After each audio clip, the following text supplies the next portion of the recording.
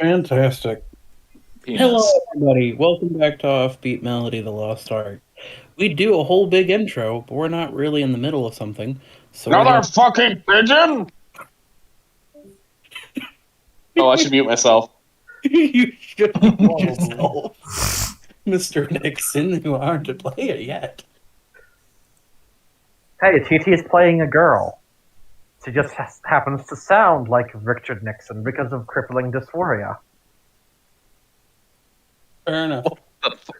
The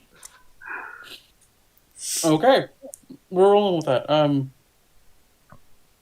So last we left off, you guys had punctured into the depths of what is the wonderful, the horrific, terrible nightmare zoo.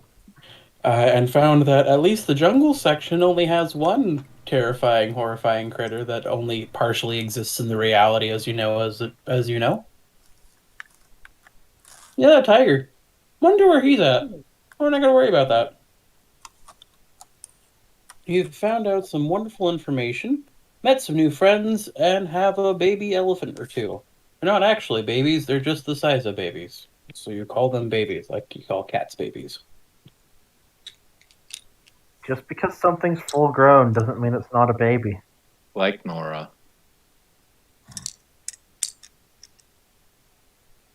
Um, let's see. I'm trying to remember exactly where you left off.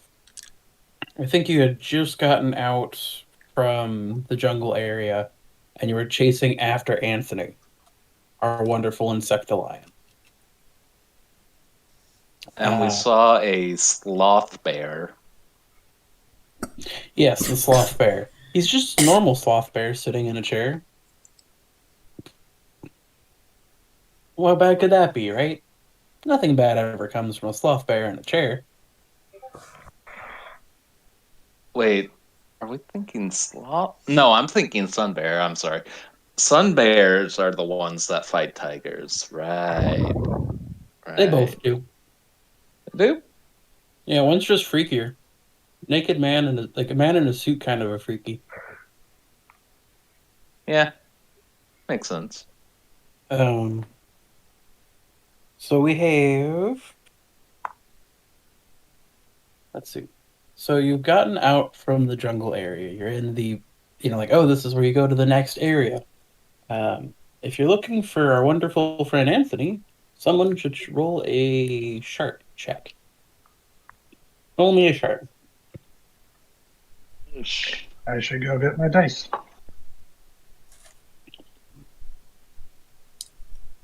Okay, I'm going in. I got a 7.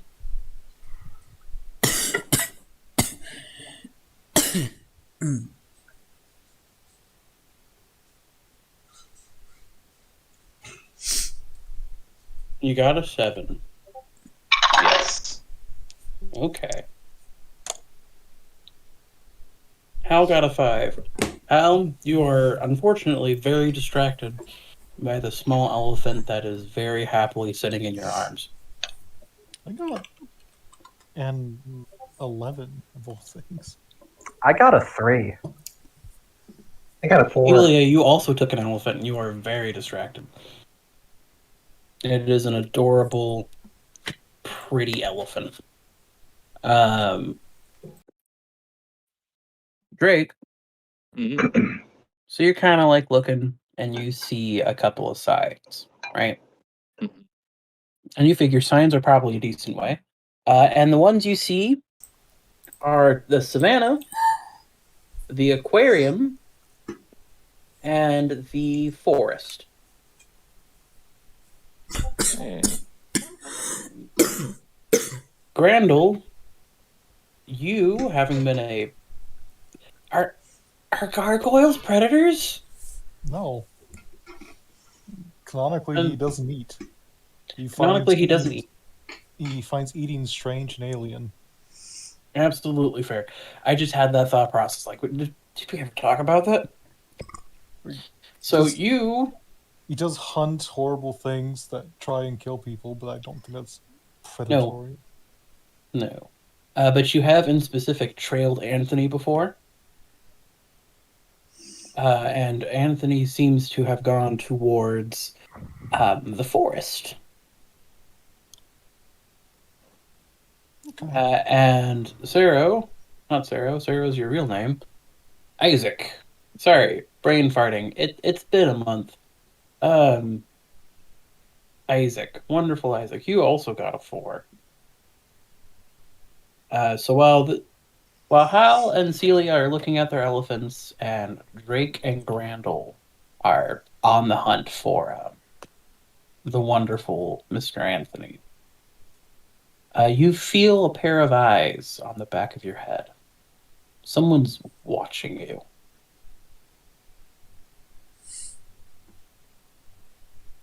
Try to see who's doing that. You don't quite. Like, you look. You don't have to roll another sharp check or anything. Like, you turn around to see, but as far as you can tell, the forest is just a forest, a jungle. It's oddly tropical, but we're in the Bewitched Melody part, so it's not the weirdest thing that's ever happened in a Bewitched Melody. There was that time the road got up and walked away, for Pete's sake. But you have a very sharp and distinct sense that there are eyes on you. Menacing.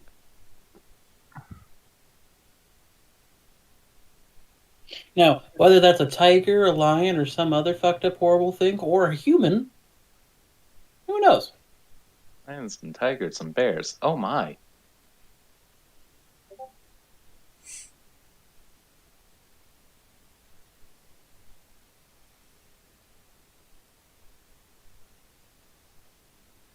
But yeah. So you guys have a couple of directions you can go, investigate some things. You could track being someone's watching you. You could try to chase that down, if you dare.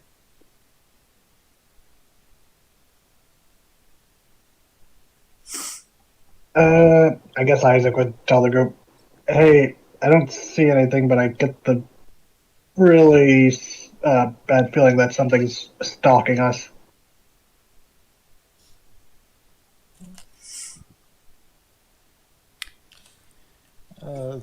Grandel just slowly looks around, and he'll take flight a little bit to get some height and see if he can see anyone. Okay. You also don't quite see anyone, though. If you'd like to roll a sharp or a weird check, you could. Well, you're letting me weird. I will take weird. Oh wow! I guess this offsets the good roll I had. It'd be a 6. Yeah, you don't see anything out of the ordinary. Of course, what's ordinary in this place? All right, just gonna land back down. Goes, hello. I don't see nothing, Chief. All right. Just be careful, I guess.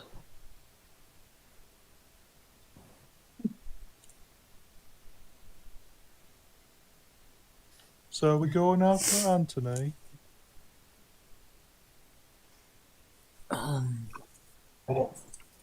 They do seem to be our tour guide for the time.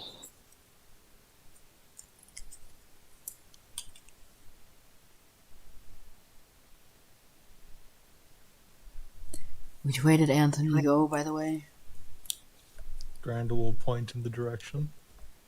Towards the forest.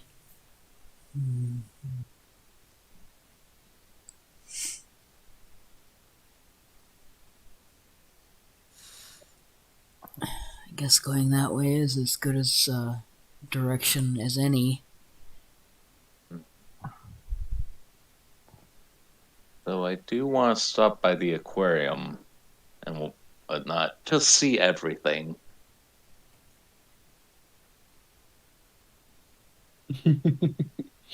Okay. So you start to head towards the direction in the forest, and you just follow the path for a bit, and you realize you're hitting another curvature in that really big lake in the center. The weird lake pond thing that has a fence around it. I think I mentioned it last time. I'm pretty sure I did. The water is oddly still in that lake, uh, for no reason. And you eventually come to a splitting point. Ahead seems to be the entrance for the forest towards your upper left, and then if you look directly to your west, there is a large building with aquatic animals carved around the sides of it in stone and covered in those nice little plaster, colorful pieces. Um, it looks oddly faded.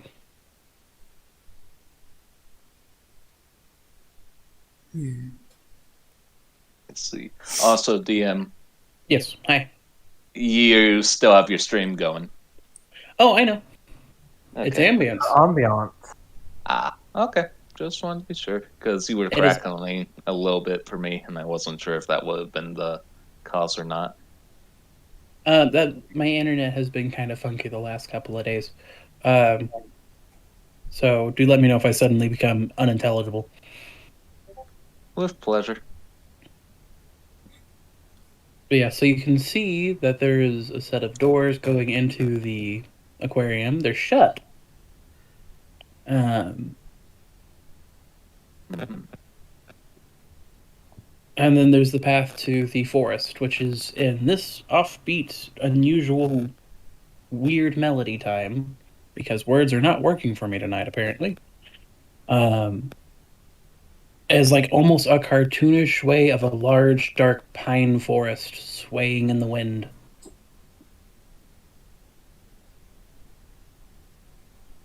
Or you could walk around the pond, I suppose.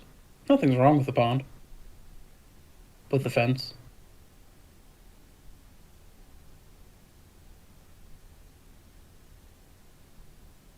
Mm.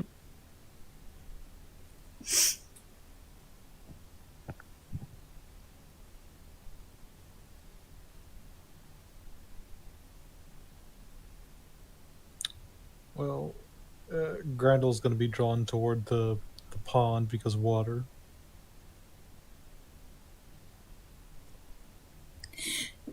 So you go towards the pond and the fence there that is around the pond. It looks like something that would be electric, but is not currently active. Since you're stone, I would assume you have a little bit more attunement, given how geology is used to fuel electricity. It's pretty much just a fence over the water, and the pond is oddly just still. It feels normal. Hmm. Um, Pick up and a rock and toss it into the pond.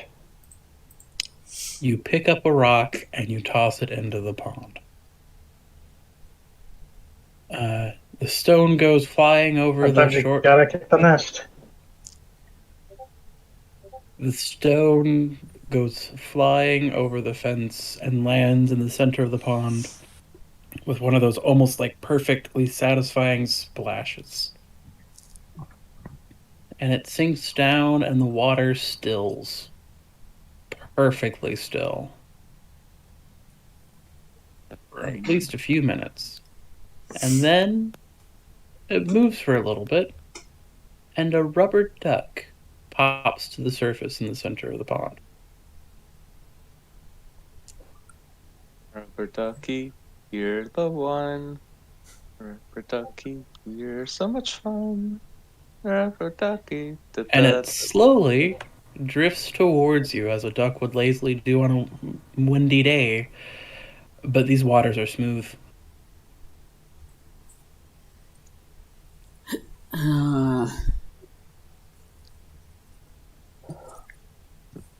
Does it look like a normal duck to the sight? And as far as you can tell, yeah, the duck looks normal. It's got a little stuff on the bottom, but like it did come up from the bottom of the pond. uh, Rubber ducky air hockey. Let's go. Do you look in the water with the sight? Sure. Roll me a weird. Let's see.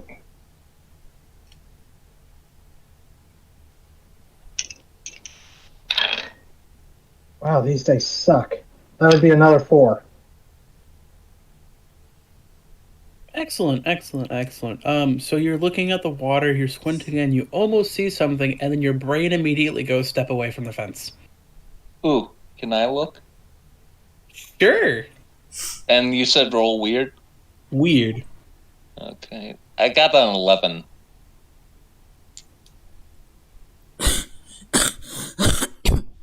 So that makes sense.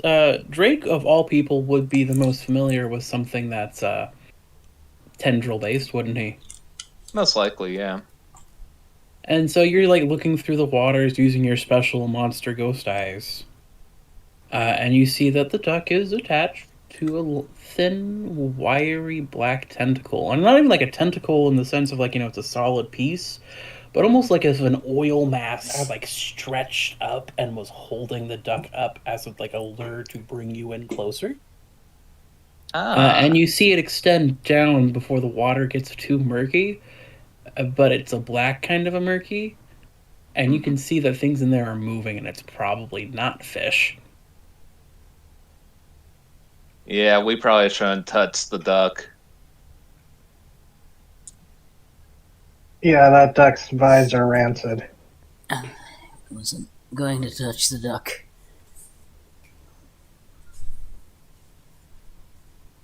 Said as Grandal's slowly reaching across the water. Oh, The duck looks so inviting to you, Grandel. He's coming closer. He just wants to be your friend.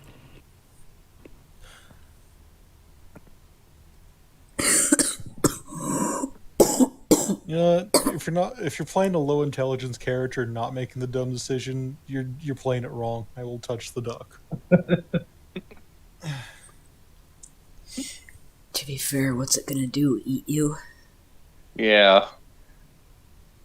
So you touch the duck, you put it into your claws, and Isaac, you see the black tendrils actually recede. Like the black gunkiness suddenly like sucks off the duck, and Drake, you can see the tendril like slowly just descend back into the water. And it's only Drake that notices the eyes in the water that are watching. Drake waves to them. Some of them divert their attention from the gargoyle and look towards you, and just stare. Not menacingly, they just stare. So Polite. they just gave him a duck. You now have one grungy rubber duck.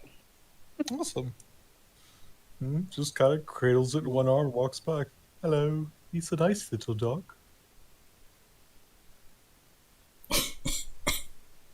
Reminds you of that time in particular, how? Like back when there was a rubber duck store in Melody for like 3 weeks? Was there? Yes.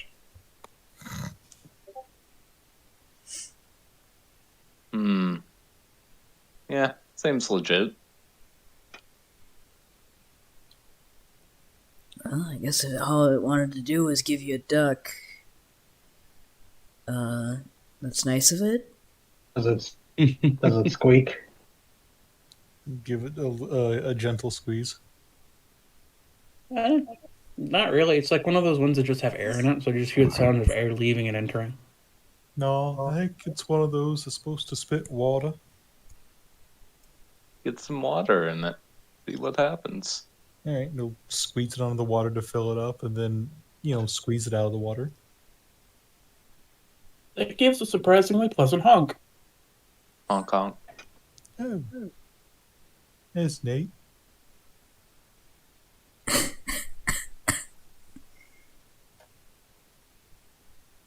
Look, I just started playing the first Resident Evil. This might come in handy later. It might not. Just like the puzzles in Resident Evil. God. Hold on, I need to get the honk. Honk! Honk! God. Now all the eyes in the water are looking at you, and you can feel them boring into the back of your head, Drake. Okay, and? How's that different than normal? Also, that wasn't in game. It's just like all of a sudden it's like, oh god. Okay. And the waters kind of go back to like pretending they're normal. Grandel will give a wave at the water and then just walk off. Okay, so you've got a rubber ducky and some tiny elephants. Let's see what else we can gather. So you have two options: either the closed, slightly abandoned aquarium, or you can go into the ominously swaying woods. It's your choice. Aquarium. Okay, let's go with the aquarium.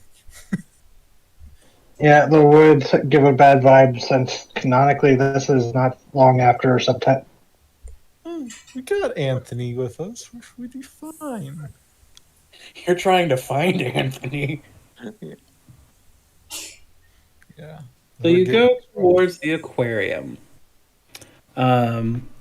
It's a fairly straight shot from where you are to the pond. It's one of those hikey, marquee attractions that the original zoo wanted to make sure people could get to easy, right? Right.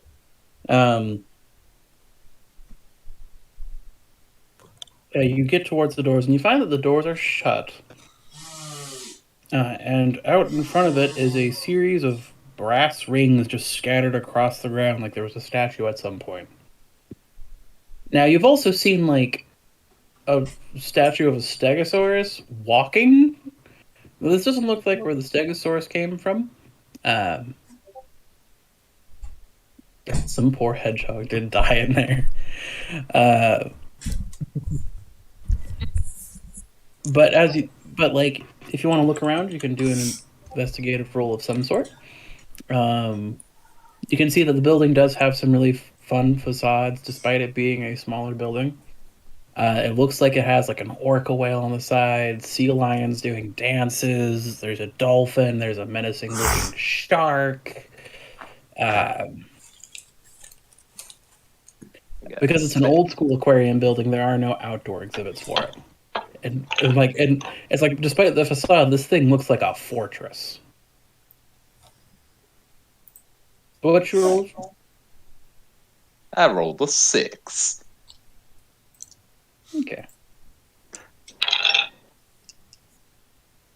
I'd like everybody to roll an investigation. Okay, I'm going to use different dice because that's the fourth roll in a roll. That was a 4. Yeah, I get different dice at that point. Yeah. Rolled an 8. Yay.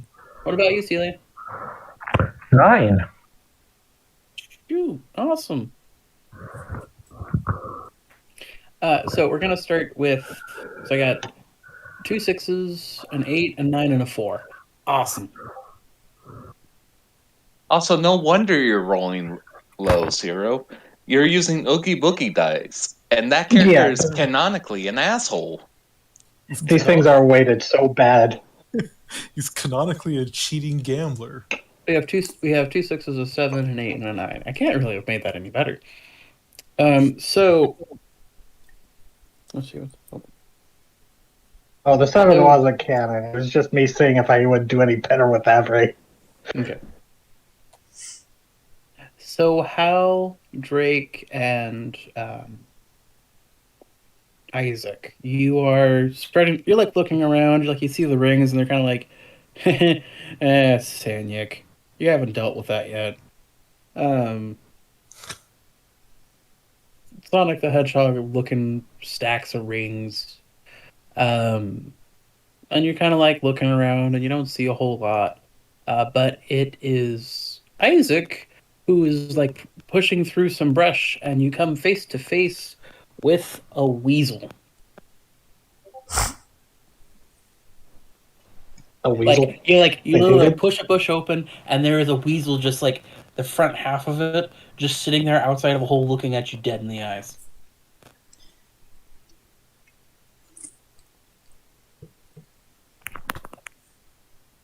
Wait, me? At you, Isaac. Yes.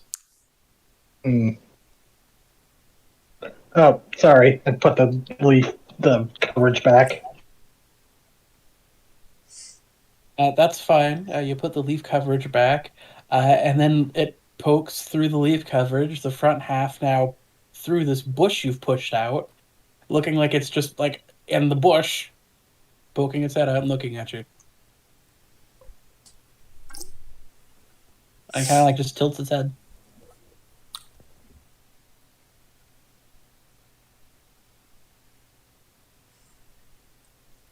Huh. And then it looks at you, Hal. And it looks at Drake. And it takes a second to look at Drake. And then it looks at Hal again. And then it looks at Isaac again.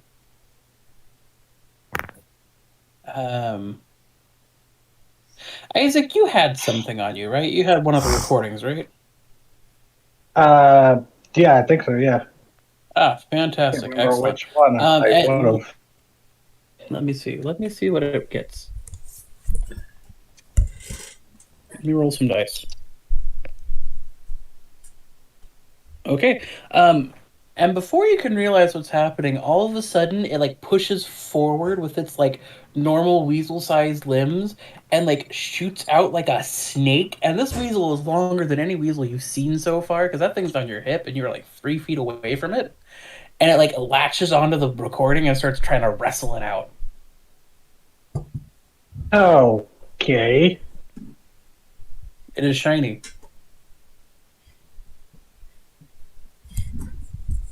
And now you have a very long weasel on your hips. At least half of one. You haven't seen the back legs yet. Is this what they call a tatzelworm? Just kind of saying it out loud. It might be. I thought they looked more like cats, though. Grandal's just kind of look at the little thing and just do a little squirt of water in its face. You squirt the water in the weasel's face, and it makes a weasel little hiss. Because that's apparently how weasels communicate, either through the cutest squeaks or hisses, and there's no in between. He Um, just shakes his finger.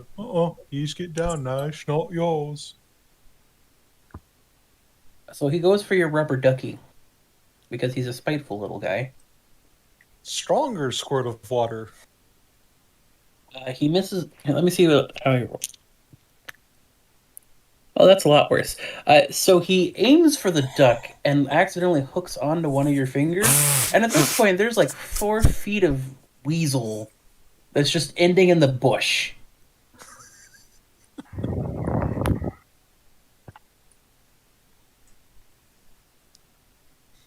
Just looking down with the little weasel. And he's like clawing at you, like he's like, "I'm gonna get you, I'm gonna get you," but it's not doing anything. Yeah. He's a weasel. So beyond the cartoon physics of it stretching like this, it just seems like a normal weasel. Yeah. As beyond the fact that you have at least 4.5 feet of weasel, which and like if I said it was a 4.5 foot long weasel, normal proportions, that'd be a terrifying animal. That's like a cat on steroids or a very big otter. But it is literally like 3 inches around like a weasel, but just a tube. I've heard of these things. They're called weasels. God. With 11 E's. Just like the great horse potate O's with the 8 O's. Yeah. I miss that horse every day. Let's see what the weasel does now. Okay. He comes to his senses, realizing he is in fact not chewing on the fleshy fat of a human finger, but in fact a rock. He like somehow pulls himself back a little bit, and then like head swerves into the bush, and you see a hole, and the head and body go into it, and there's just a loop of weasel, and you watch for like a couple of minutes. This weasel loop just keeps going until these tiny little back legs come out of the first hole, out of the bush and going through. At a rough estimation, you'd have to guess that weasel is at least 12 feet long. Jesus. If it wouldn't stink, I imagine that'd be a comfy thing to just curl up with on the couch or what have you, you know? A living scarf. A living scarf. It's a tube with a bad attitude. It's a tube with a bad attitude. A thieving attitude, to be exact. It tried to steal a radio device that was, despite being longer than it, weighed a little more than he did, and a rubber ducky. He was Thinking not the one. Scratching the side of his cheek, Randall goes, "Huh? Maybe he has something hidden in his burrow." I mean, you could go check.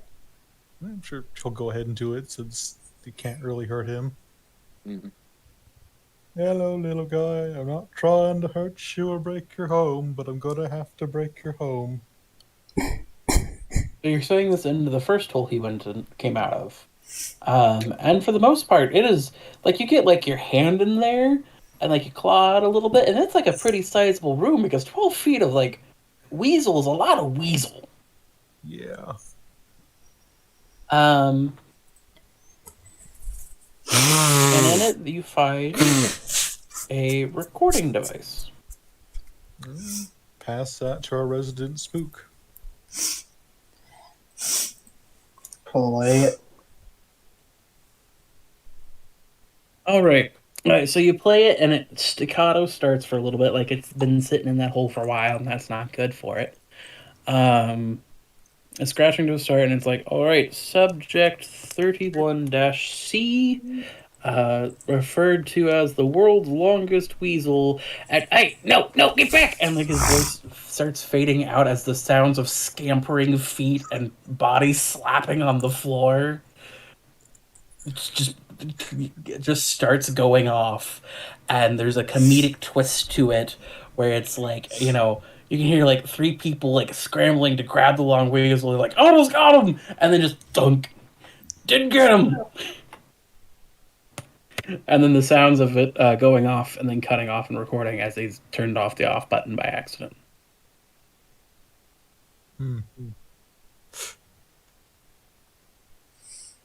And to be fair, the first time around, this was a Furby, just a very long Furby. But I wanted Will to introduce Furbies on his own. I was not going to introduce Furbies for him. All right. So yeah, that's what you guys find. So with an 8 Grandel, after your while they were starting the fun escapades, you picked up the rings, and they're fairly solid rings. And you put them. I don't know if you put them back down or not. Did you try the door? No.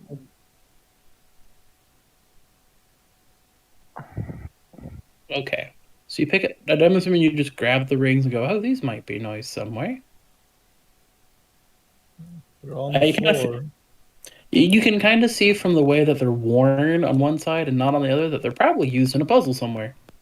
Places. Lord. Scather can confirm I had some fun screaming at puzzles. So many puzzles. To be fair, Resident Evil puzzles are stupid. Yeah. And congratulations, you now have a stack of half-worn rings that you should use somewhere. Yeah. So after your escapades, I guess you can go try to get into the the aquarium.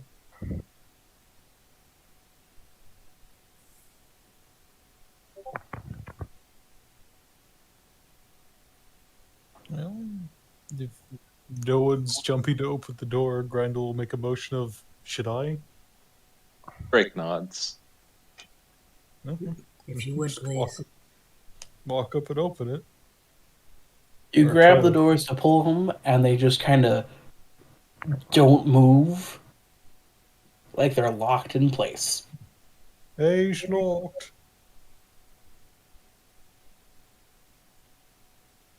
Have you tried giving a little elbow grease? Should we break things If you- on ours? No, I'm talking about literal elbow grease. And Drake pulls out a grease can that has a crudely drawn elbow on it. and he just drips it on the door. I didn't know they still made that. Yeah, it's a pain to find, but sometimes you gotta give it a little elbow grease. Buy yours today at Mafaf's shop. Oh, that's where you found it. So you put the elbow grease on the door, and I'm assuming you try the handle at that point, Drake. Yeah, might as Still well. locked. It doesn't even budge. It feels like this is a weird mechanism to keep this building shut. This is why I'll never play Resident Evil. Fuck these puzzles. Elbow grease from your elbows. Exactly.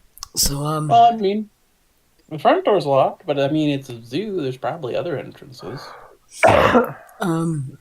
before we move on from the door, sorry. Are the hinges on the outside of the door? Not from what you can see.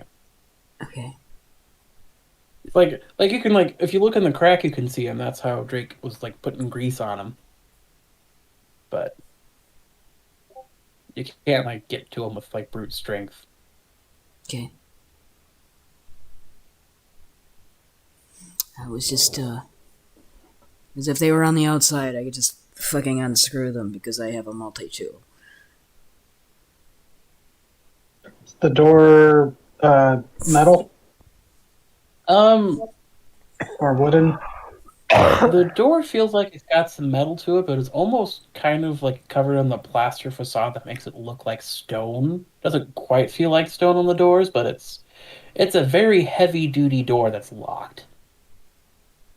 Okay, so Hal can't go Jack Torrance on the door with his fire axe. I mean, Hal could try. Since fire axes are designed to open doors specifically. Let's go look for a side entrance before we start just breaking into places.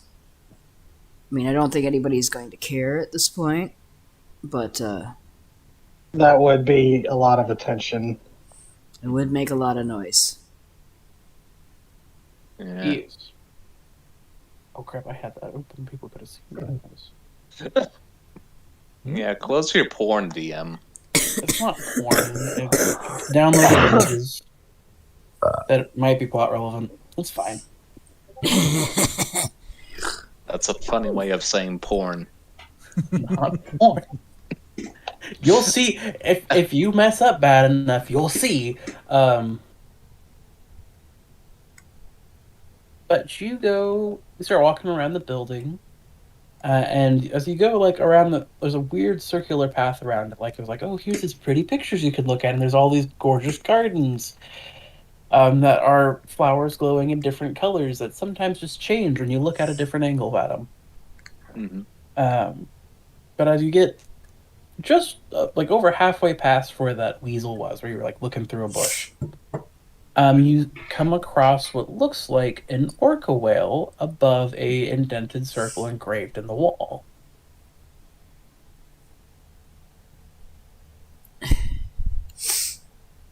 Okay. You can look at it if you want, or you can keep on going.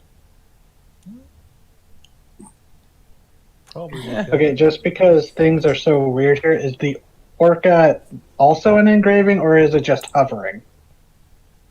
It is an engraving. It is not an actual orca hovering there. Okay. And we got 12-foot long weasels, miniature elephants, antlions. Who knows? I mean, valid. Amorphous blobs gifting rubber ducks. I mean, that's fair enough. So you keep on going, I suppose. And you get closer towards... Or do you want to stay? Does the engraving look important, or is it just a circle? Oh, there is an indentation of what looks like a circle, and you can see where it's it's looking for a certain kind of way to activate a latch. Does it fit one of the rings Grandel picked up? No, try it. Roll me a. I know I'm forgetting like half the stats here. Hold on. It's been a hot minute. It's been a hot minute, and your boy is dumb. No brain cells. Only papayas. No, papayas are gross. I've never had one, but you shut your mouth. Your heathenous mouth. Okay. You can roll me investigate a mystery if you want to try. Which isn't technically how you're supposed to use it, but I'm the GM and I say what I want to say.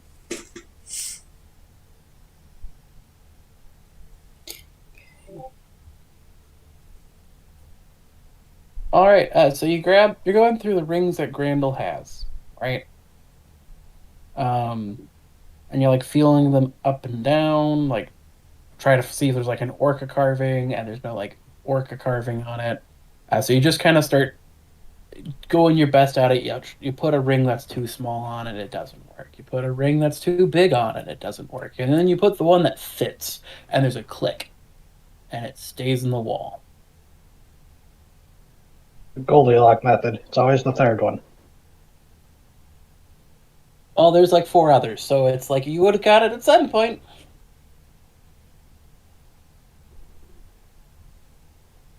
And then like the orca carving in the wall seems to like as it indents out, pushes out. And it's a very friendly looking orca whale. I'm saying orca a lot, aren't I?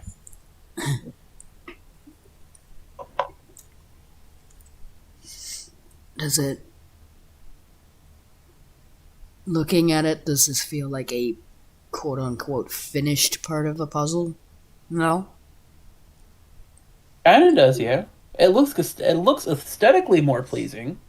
It's the shiniest part in this like run-down part outside of the building, but hey, you know, you've seen all sorts of weird shit. Maybe there's weird salamanders that cause rocks and plaster to degrade. Who knows? I guess we'll keep going around the building. Might be more of this. Look for more places to slot these. So I'm mentally picturing you're going around like the left side, because like it's a circular building. Because I like my circles. Circles are great architecturally speaking. They make me happy. And before long, you find what looks like the ruins of a fountain with a broken couple of park benches on the left, and what looks like a seal on the top of that fountain, angled. There's not a carving here, though.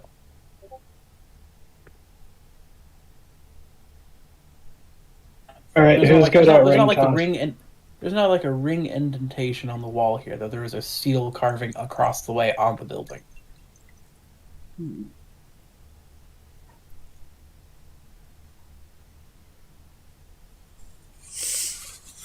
Do we need to toss the ring onto the seal's nose like ring toss?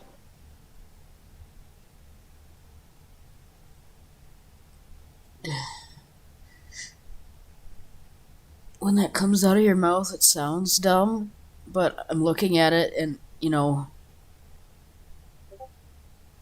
it's probably the answer. And I hate it. Ever since roll Anthony it. showed up, things have been a little absurd, so I'm just leaning into it.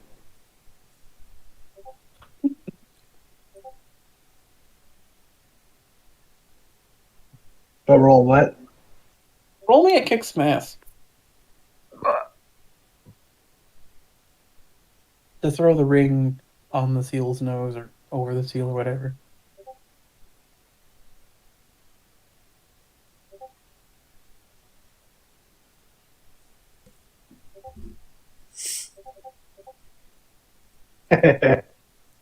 Wow. So yeah, I don't have any bonus in tough. You overshoot it a little bit and it goes into the bushes, right? Right. Oh shit. Just gotta go get it. It'll be fine. It'll be fine. Yeah, I'll go get it. This is why I don't like carnivals. Never win at these games. The rig. Mumble that as I go look for the ring. So you go into the woods. Let's see what the dice gets you.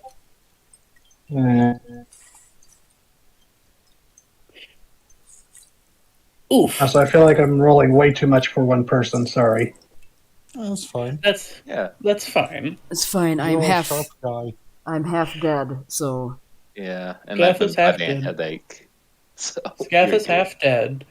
Celia's being Celia and is absorbed with the baby elephant. It's fine.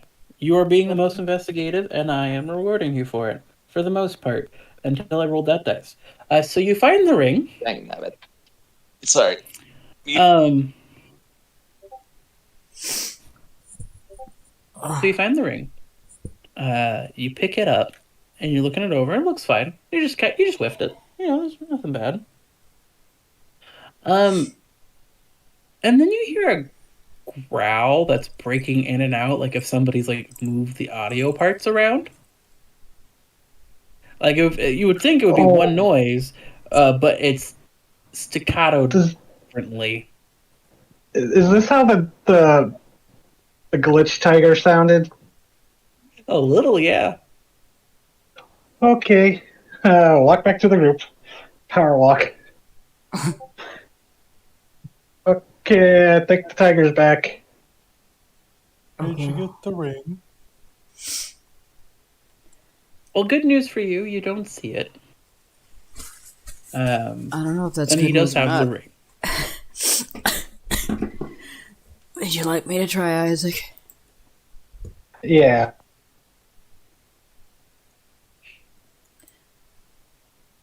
Okay, well, that's a 12. Surprisingly, Isaac has no bonus in tough. So,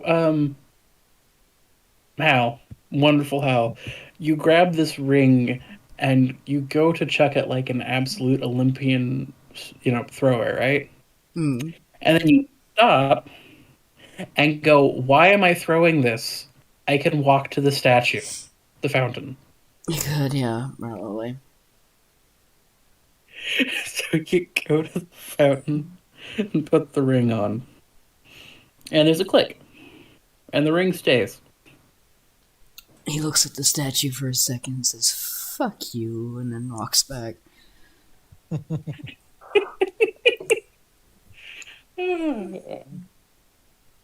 Cool. Isaac feels a little silly. It's okay, Isaac. I was going to throw it too. We were all being a little stupid. So you get that going. Do you continue down the path that you were going? Yes or no?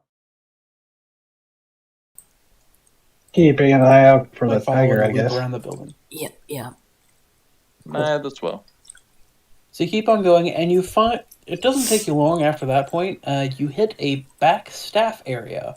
Like this was the staff entrance to the aquarium. And there's a bunch of fences, and there's a lock. And they're not like exhibit fences, they're like wood fences that are here. So like, you can't see our loud, noisy equipment fences. The best kind. Or not. And there's a gate, and it is latched shut. There's not a lock on it, but it's latched shut. Hmm.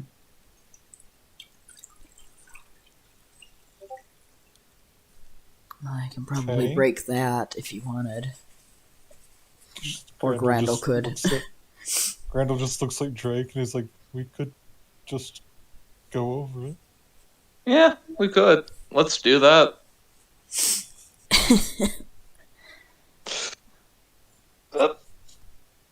Drake grabs his own foot and hucks himself over. Just flies over to sit beside Drake. So you two enter the fenced off area, and what you can see, it does look like this is a place for like parking, like the zoo go karts or vehicles or whatever. There's a couple of shacks here for like stuff, and there seems to be a back door into the aquarium. Ooh, that's good shit. And this part is surprisingly empty of anything.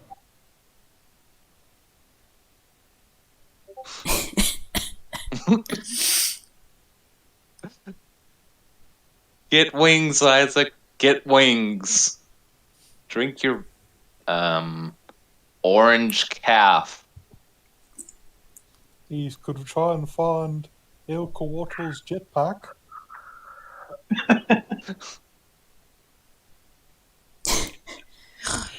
Oh yes, And from you El guys, Colado versus the Moon. and you guys unlatch the back door for the people who can't fly over the fence. Mm-hmm. And you all come in, and like I said, there's a couple of guard shacks here. Like, it looks like there's like a staff break room and kind of a building. There's a couple of sheds. There's the half, like, one side of a truck is like down on the ground in like a storage shed area. And then there's the aquarium, and there is a simple set of back doors. I do need to roll something real quick, though.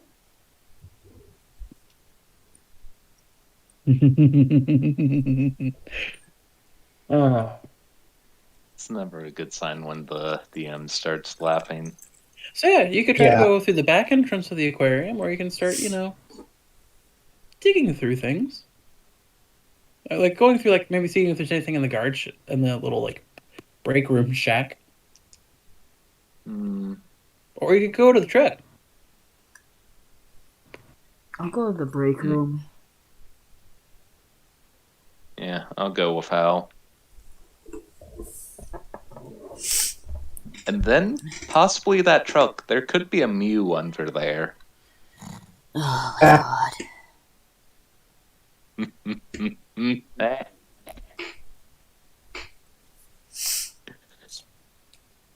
How about you, Celia? What are you doing? I'm still petting that elephant. So you're staying outside. Fantastic. So Hal and Drake and Isaac, were you going in that little break room with them? I think he would, but then like stop and see that Celia's not wanting to leave anyone alone. Just maybe partially like he started to follow, then stopped. Okay. So you guys are going through. You get into the break room, and for Mhm. those in the break room, it looks to be, Yes. for the most part, just kind of a place where people stored things. There's a couple of coats hanging up. There's some discarded buckets over in the corner of the room where like they had been feeding the animals with them. There's a couple of dead PCs, some books on the table, some notebooks, some papers. And if you're looking for anything more, I'm going to have to ask for a sharp check. Well, Okay.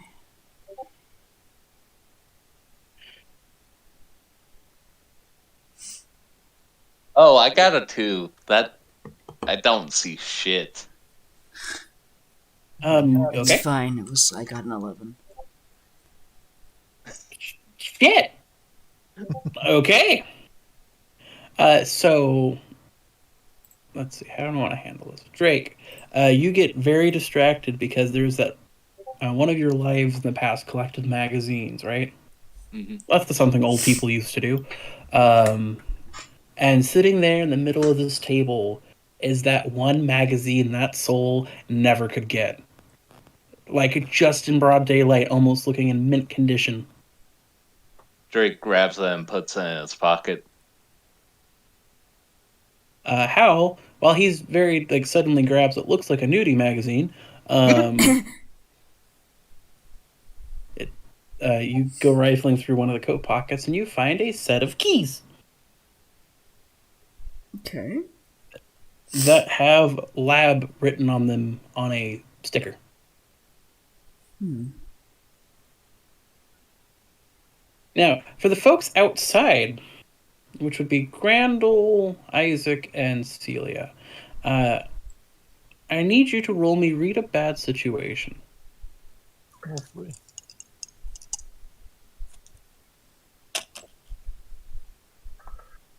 Just nothing but sharks today. 3. Yeah. Okay. Okay, I think I'm just cursed with any dice because I literally rolled a 1 and a 3, which is what I've rolled every single night with physical dice tonight. I Okay. got an 8. I have a 1 in sharp, but Grandel's been rolling really good on sharp. That's fair. So Isaac and Celia, you two are, I don't know, obsessing over the small elephant who is very much plying for attention. Grandel, you're fairly focused into that. You hear a noise. Mm-hmm. It's kind of faint at first. It's almost mechanical with that, like that electrical sound of buzzing. On someone From what? with the vibrator. And it seems to be coming from somewhere outside of the little staff area, but it seems to be getting slowly louder. He's gonna move towards it a little bit, just keeping an ear out. Okay, so you start going towards where the pickup truck is. Like it's coming from beyond the trees there, right? Okay. And as you get there, it starts to get louder and louder and louder. And at this point, uh, Isaac and Celia, you hear it too. Hmm? And it gets louder and louder, and the tree suddenly split apart as something flies overhead really fast. With a very loud droning noise, and like suddenly Do we see what vanishes it over is? the roof of the aquarium. Did we see what it was? Uh, not the first time. And that like when it flies overhead, Drake and Hal, you hear that too. Uh, Oh, but you snap. hear the noise kind of like like fade a little bit, and then it comes back louder, and it suddenly becomes this big, loud droning as above the back entrance to the aquarium, it lands on the little like scaffolding, like canopy entrance, and kind of crumples it a bit with its weight as the world's largest mosquito seems to land in front of you, eyeing you all with its bug-like eyes. Oh, Moscow. El Moscow. El Moscow has arrived. Did you think I wouldn't stat him up after you suggested it? Or would it be La Mosca? No, it's El Moscow. Yeah, if it's okay, then we should have nothing to worry about. They only drink nectar. Grandel moves It's all back Moscow we have to watch out for. moves back to the other two and just waits. Hello. It buzzes the head like whips towards you when you speak. And as you say hello, it suddenly lunges from the roof towards you. What's your armor again? 3 technically. Okay. Let me see. Let me look at the stat block I have written down. Just roll damage. Don't roll to hit him. I know. monster. I just want to make sure I'm telling you the right damage. I gotta do math. This system is math light, but there is still math. It's not fate. And you take 1 harm as it whips its proboscis out at you like a bullwhip, and it slices into your stone. Just a crack appears.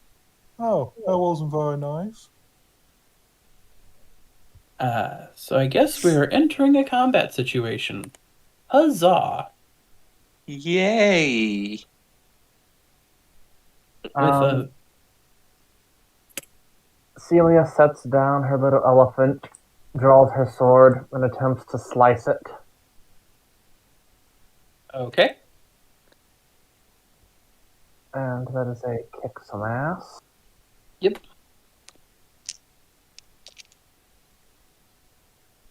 6. Okay. Let's kick some ass on a 6.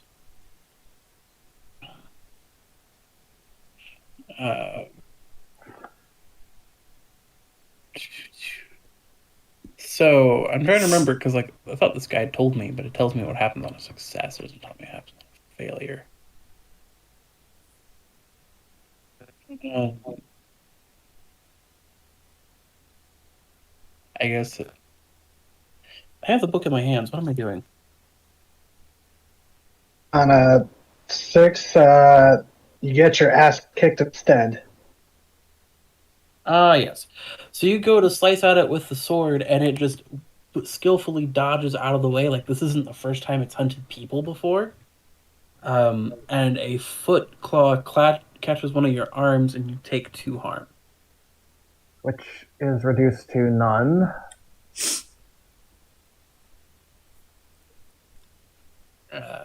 So we can popcorn it off to who's next. Currently, that would be either Isaac, Grandel, or the El Masco. They're going to say the elephant. But No, the yeah. elephant's panicked. Yeah, it's like a juice box to this thing. Isaac's going to, like Celia, pull out a sword for the first time and try to go at it. Fantastic.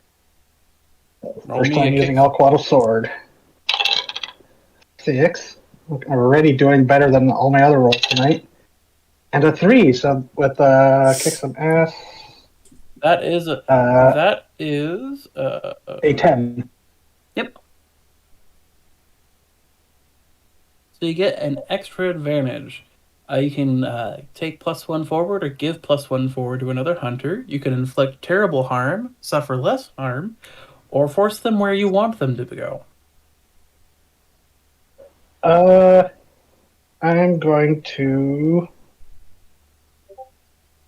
force them where I want them, which is on the ground. I don't want this.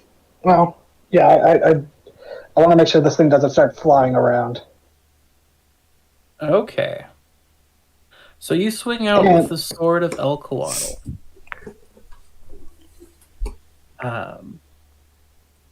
And it lashes out towards the bug, and you hit it squarely in its thorax. And it's kind of surprised by that. This thing's not used to being hit. It's a very lithe animal.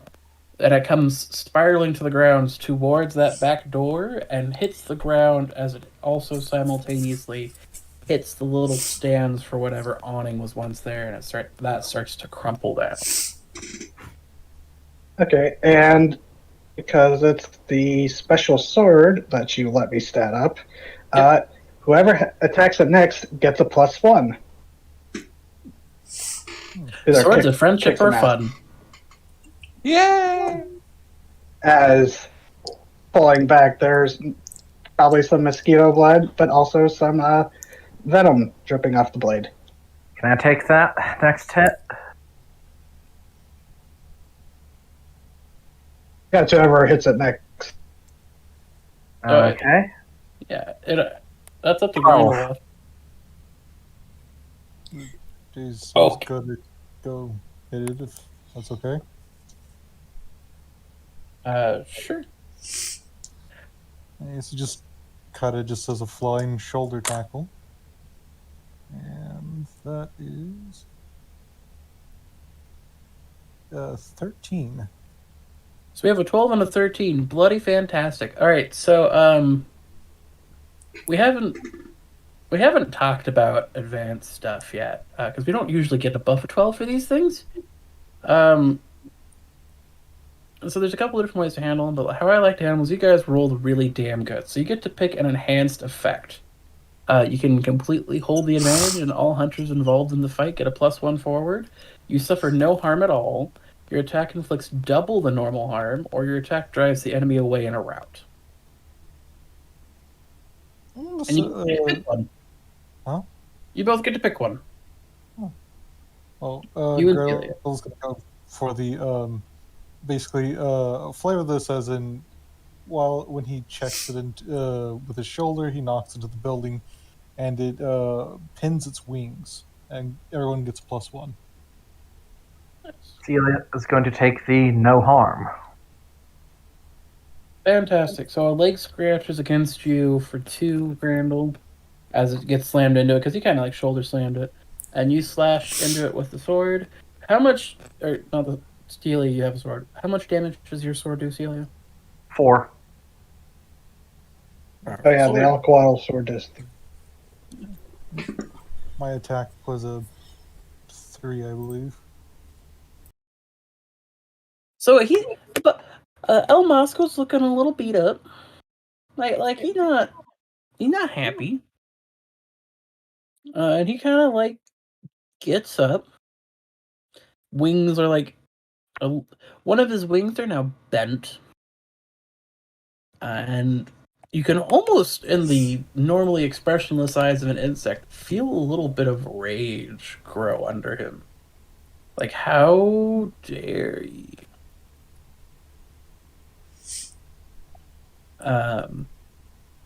So he kind of like stands up on his shaky legs, blocking the back entrance, and lashes out with his whip-like tongue proboscis, because I did actually stat it as a male and not a female, because I thought that would be funnier than shit.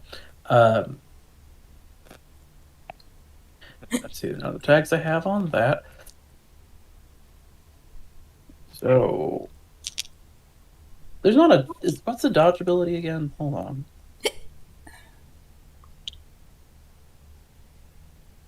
I don't think there is a. There's a you can protect somebody. Fair enough. So that's a 10. So it lashes out towards you 3, and with a surprisingly amount of reach, hits all of you with its proboscis, taking 3 harm apiece. Can Now, I protect Isaac? sure. Okay.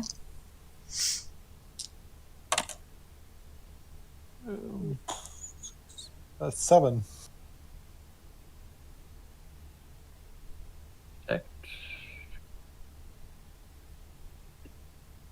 Okay, so you're gonna take the harm for Isaac. That's fine. So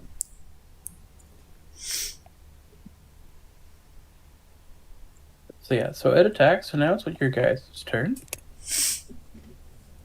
Hal and Drake, if you want to come out at this point, you may. Okay. Because you probably saw them smacking at something and heard the sounds of insect colliding into brick wall and metal awning. Wait, I thought Hal already came out. Shut up. Shady. Well, it's only for muscular wrestlers. You can't make me laugh tonight. I will die. I'm sorry. I can't help it.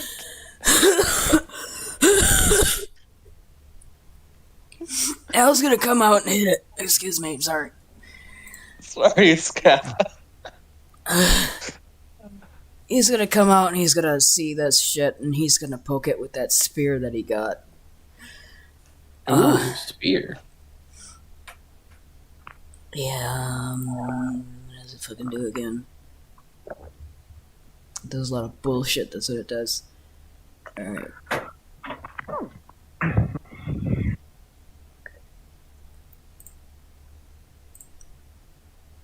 Okay, so that is a 12 for kick some ass.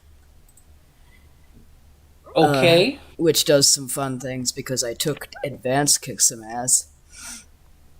Yeah. I'm going to inflict double the normal harm, which is 3 damage, and I ignore armor. Okay. So Next So that's mental note for the future. 6 damage. Yeah. So Hal comes out of nowhere with a spear and just straight up impales El Mosco, who gives a horrendous shriek at being impaled and kind of slumps over. Oh, he's already dead? Wow. He's got like 5 armor. He's not got a lot of hit points. He's just hard to hit. Oh. He is now pinned, so Thank you, Kay, for this bullshit weapon that you had given me. Forgot to mention Grendel's claws do ignore arm. It doesn't matter anymore. I did remember that, and I took that into account. Oh, okay. Sorry. I just did not give him a big hit pool because I thought, it was going to be really hard to hit him, and then 6 damage with ignoring armor goes, oh, there goes the rest. No more hit pool. That's fine, he was a fun little teaser. So now there's a giant dead mosquito and the ruins of an awning in front of the back entrance. Does it only ignore armor for big feet, or what? Because it's not clear. That's all it says. Only applied to Sasquatch type enemies. Oh, it says +1 extra damage to Bigfoot type creatures and ignores armor. It just says ignores armor. Yeah, no, it's fucking oomph. Oomph. You're good. It was made to be a nasty You're good. spear.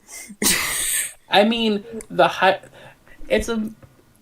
mosquito is probably the size of the rock giants, so it works. It makes sense. It's got thick armor. Titan. Anywho, so the mosquito is now dead, but now it is dead in front of the door. I'll take care of this.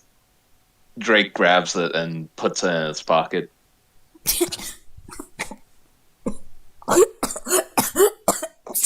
All right then.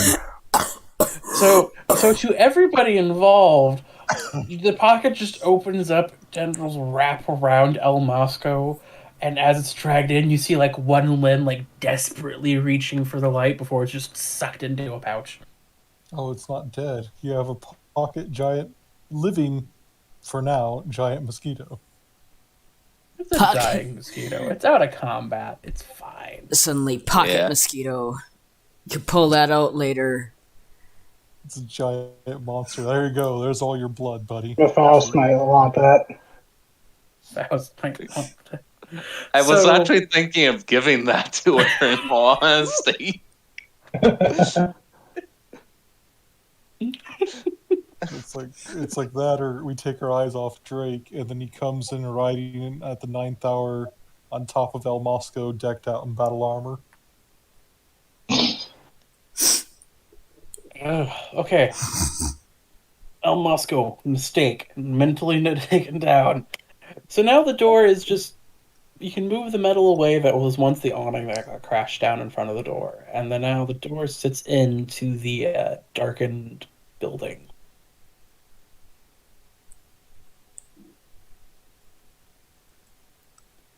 Okay. Just open the door. It's locked. Yeah, that big. Does the key that I got from that dude's pocket work? Yeah. That opens it. Right. And it's just a traditional, you gotta stick the key in, door opens. And you can go in. Or you could try to go around the other side of the building to put the rings in, I guess. If you don't want to carry those around. Do we have to wait 5 minutes for the door to open before we can go through? Like Resident Evil? Is it a loading screen? You all of a sudden... No, not this one. This is just a normal door for this one. Not for this one. Another one, perhaps. We can do the rings just to get them out of our inventory. Or just put them in Drake's pocket. Also fair. Yeah, Drake has the extra pockets like Jill does, so...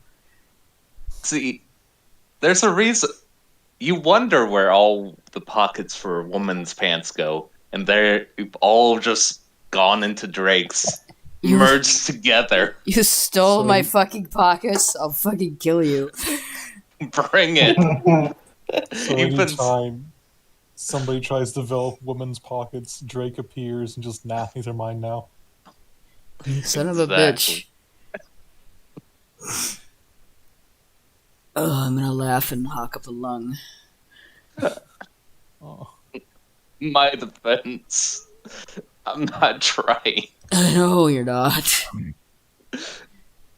You're just funny. Scandalous. So, the door opens up and you go into the aquarium. And this place is like near pitch black dark with besides some emergency lighting.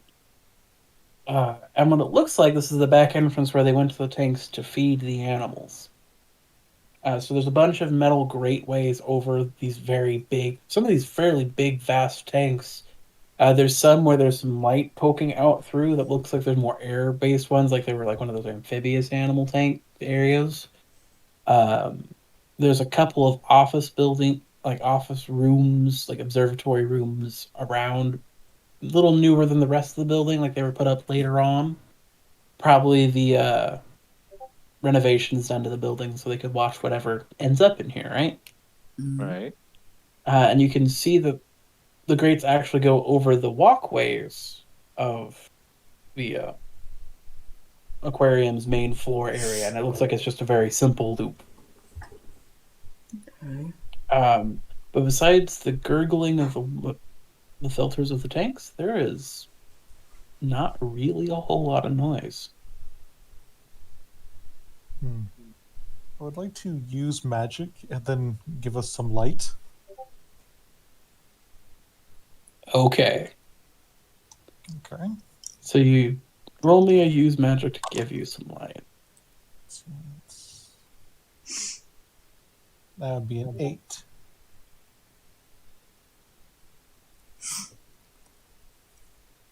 Do your eyes just light up like Disney gargoyle style? Oh, I'm tempted. I don't. Yeah, you know what? That's dumber. His eyes light up like it starts out like Disney gargoyle style, and they start getting lighter. I mean, brighter and brighter until they're literally like the headlamps of a car. It's Where like you're just that, kind of looking around. like that possessed guy from Ghostbusters 2 Yes. in that hallway scene that freaked me the fuck out. Oh, apologies. Okay, so you illuminate these tanks and water and the metal racks of things, and it's for the most part just seems empty. There's a strange sense of there should be things here, and there's just not. But you can't tell if that's the abandoned building feel, or if that's because something terrible has happened here. Potentially both, Or potentially neither. or potentially neither. But given the phantasmal tiger and other things you've seen in it so far, probably there's some weird shit in here.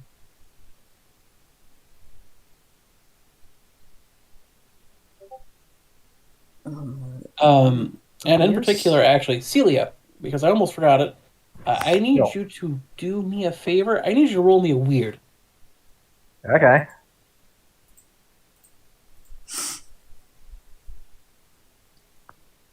Eight. Cool. Good news. So when you enter the building, I'm winding it back as he's lighting it up.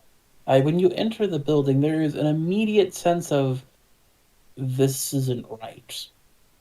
Now, you're tied to the oceans of the universe pretty much. You have your bridges and connections you've made. You've literally traveled to the ocean of all oceans, continuous thing. So you're a little more sensitive to the connections and the creatures of the oceans and things like that, right? Mm-hmm. And you walk into a wall of wrong.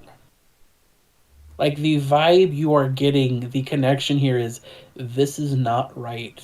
What is this? Guys. It's not so bad where you immediately have to leave. Guys. Yeah? Something smells fishy. God damn it. God-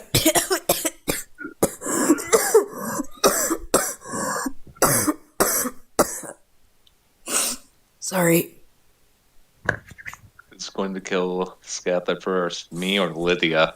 One of you is gonna fucking do it. Would you believe me if I told you it was an accident? Maybe. No.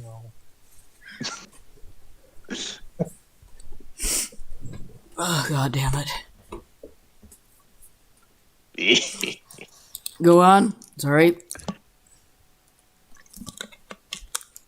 She's still breathing for now. I don't know. It's just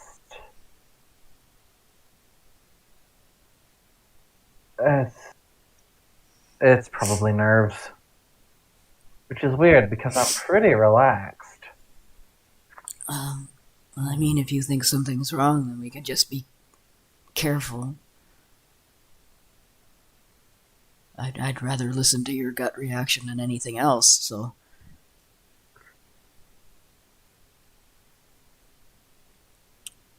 On hearing that, Grandel will move over to one of the tanks and dip his head in to taste the water. Does it taste weird? See, so if I'm looking at this like half-sketched map, hold on. One entrance there. You wouldn't be at that tank. You'd be there, putting your hand in that one. I know, that one tastes just like seawater. Got salt. It's saltier than you're used to. Oh, it's fine. He'll filter that right out. It's just, the water tastes fine, at least for fishy.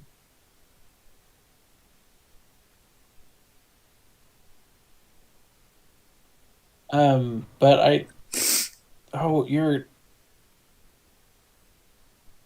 So as you're putting your hand in the water and you're looking at the water, you shine your flashlight eyes into the water. As you do. And you look down as you're tasting the water, and in this tank, there is a jellyfish. I say a jellyfish because there's not much water between you and the jellyfish. Is it literally taking up half the tank? It seems to be stretching beyond the wall of the tank of where you know outside is concrete. Like the tank is seemingly going deeper, but there is just a giant jellyfish top of it, just kind of sitting there. He points. He's a box jellyfish. That's a big fucking jellyfish. Yeah, because we're talking like this thing is over 15.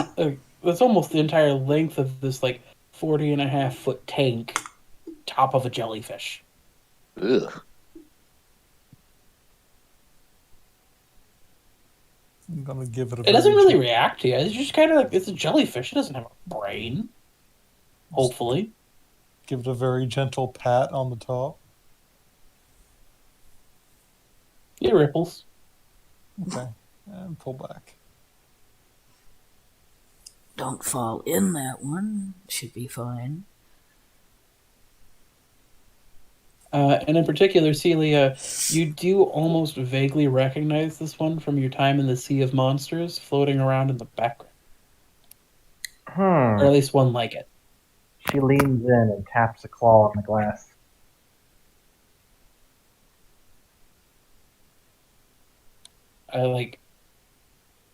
So leans in, like, you're like in the staff area, so you're like above the tanks. So when you mean like lean in, do you mean like you're just sticking your hand in the water and just tapping the glass? Yes. Okay. So you tap the side corner wall, where you're at, and it's a wall of the tank. It's glass. It seems to be going back where it looks like from where you're standing, where the concrete wall is. It seems to go further back from there, but you're not quite sure.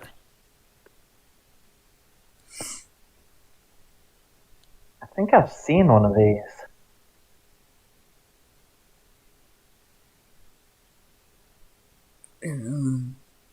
Like, not in the lake, right? Not in the lake. In, like, the Great Sea.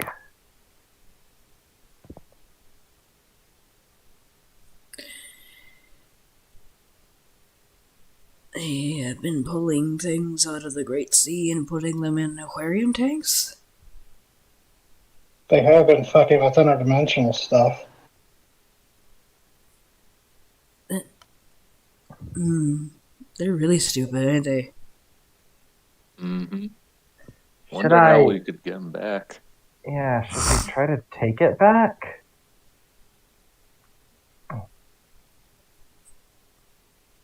I mean, you could try, but like we're talking like a 40.5 foot long diameter jellyfish. That thing's not exactly lightweight.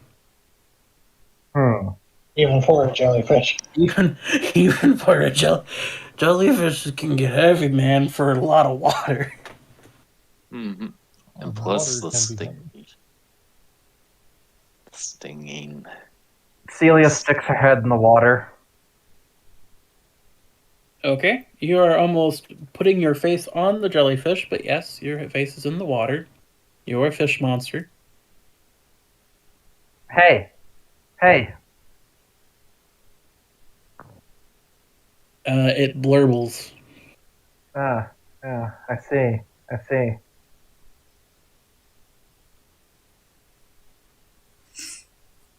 It blurbles again. I don't know why I'm making up a word, but jellyfish now communicate through blurbles.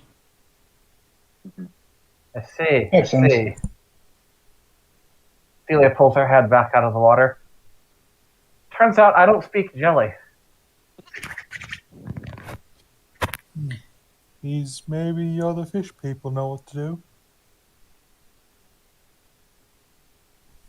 Oh, good Yeah, idea. what do the other tanks look like?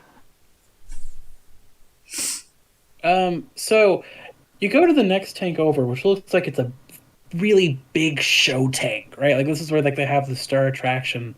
And you look in and you see nothing.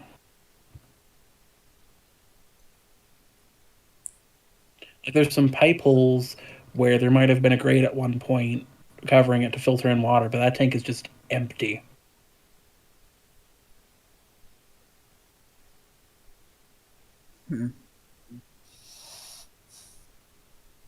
Celia whips out her cell phone and dials Alex.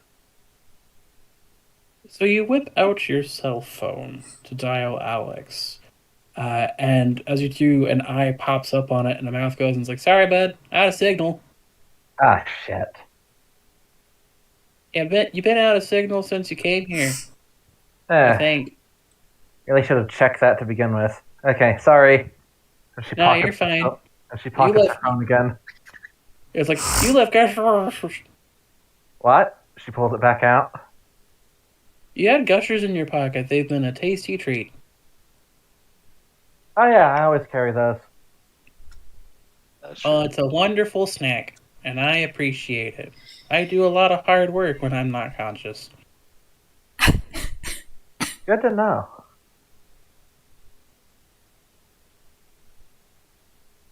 Well, I drink. Okay, I guess this is something to come back to.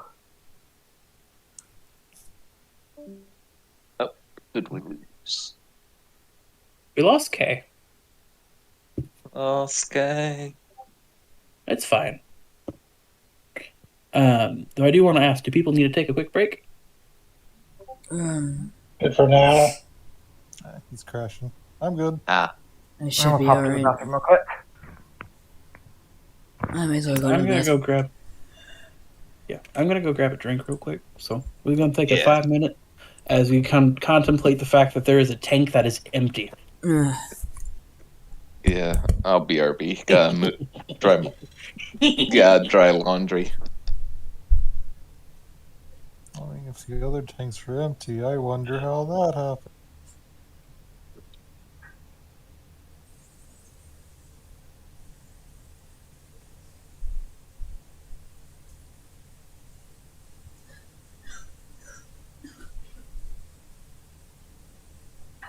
Don't forget the cup.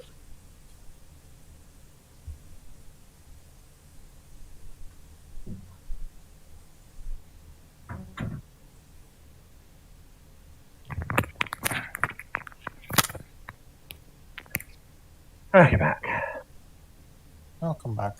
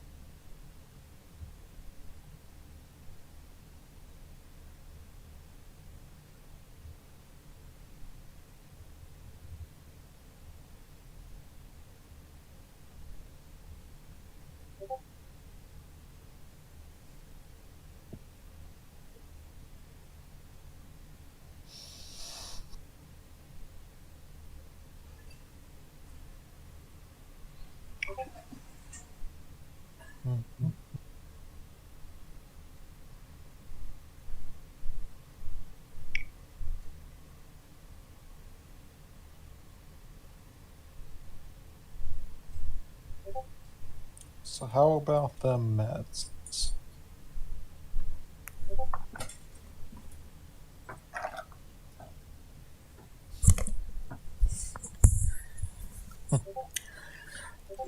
I'm back. I'll come back. This is a heads up. I don't know how much longer I'm going to be able to just, be conscious. I know you aren't feeling well, so we don't have to run as long. Mm-hmm. I'm trying. No, it's okay. Don't force yourself.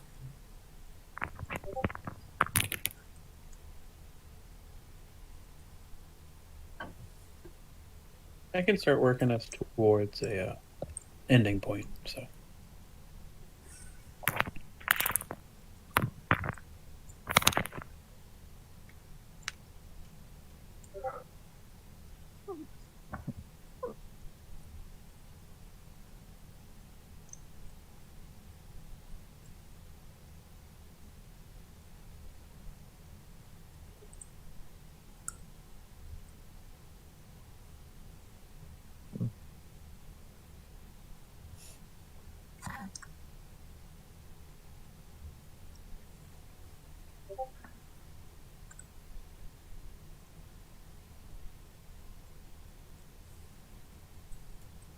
ease off the ass. I'm back. All right, everyone back. Is Lydia back? Yeah, Cool. I I want to told make you. sure. I may not have been back when you said that. Okay, so now that we're back. So you're gonna have to look around a little bit to see if there's a way down from these upper bridges that go across to the various tanks from above. If you want to get down to take a look at things, or you could wander up these higher bridges and see what you can see.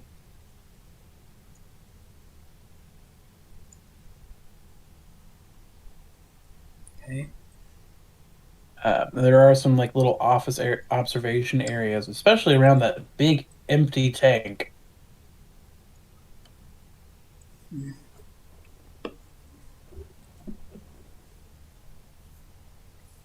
But I don't really know if I like the empty tank.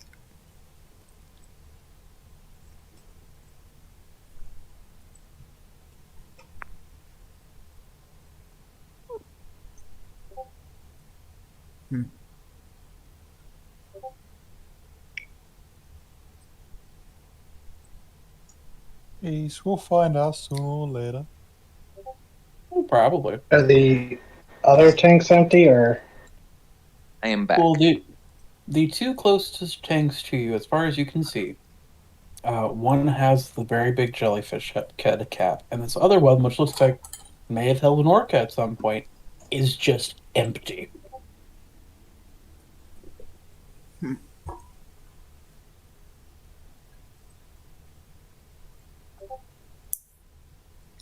That's not a lot of fish. It's not a lot of fish. You can see if you follow if you follow the over branching paths to these other tanks, um, that there is in fact a little observation area, and there's maybe some stairs down to the main floor area. You know, staff hallways through the building, things like that. Mm. But it is, for the most part, besides the sounds of tank filtration somehow working, quiet. Quiet. Too quiet.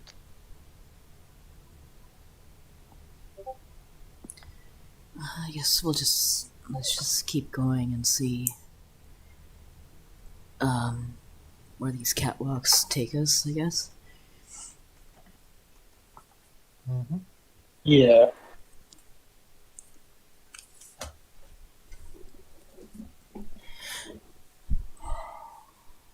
So you start tromping your way down the catwalks. Um, you head left, right, or north, or straight ahead. Up to you guys.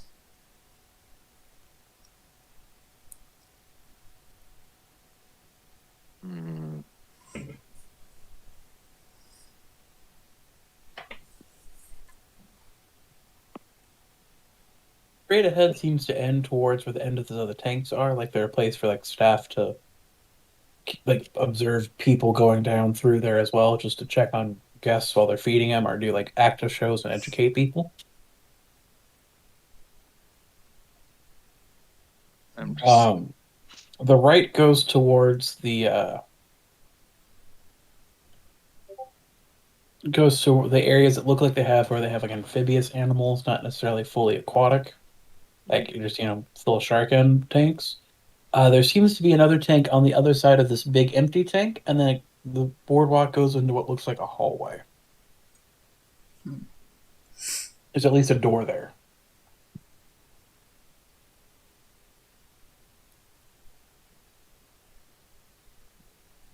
Hmm.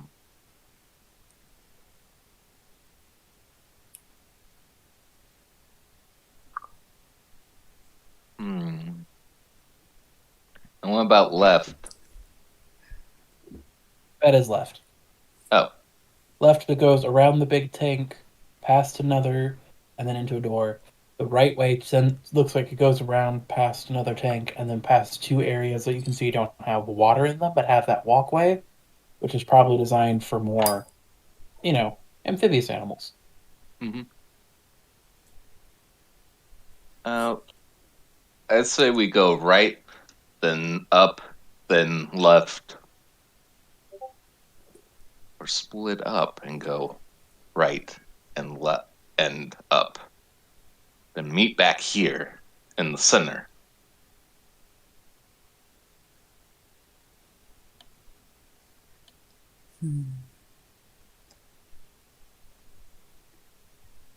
Splitting up sounds like a good idea. Can cover more ground faster that way. And rule out that, rule out where we're going.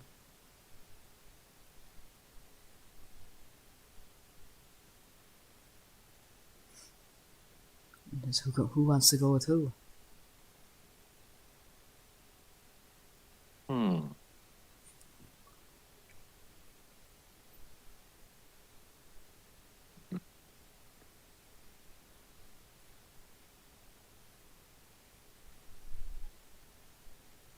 I'll go whichever way needs a third. I guess I'll go forward. Who's coming with me?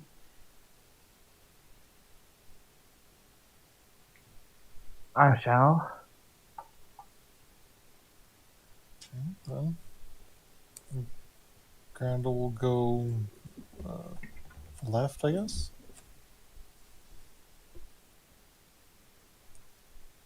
I guess I'll lose Isaac with right.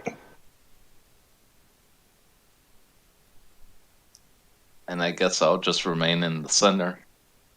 You could go with Just in Isaac. I could go with Isaac, sure. Might as well. Okay. Let's see. So who do I want?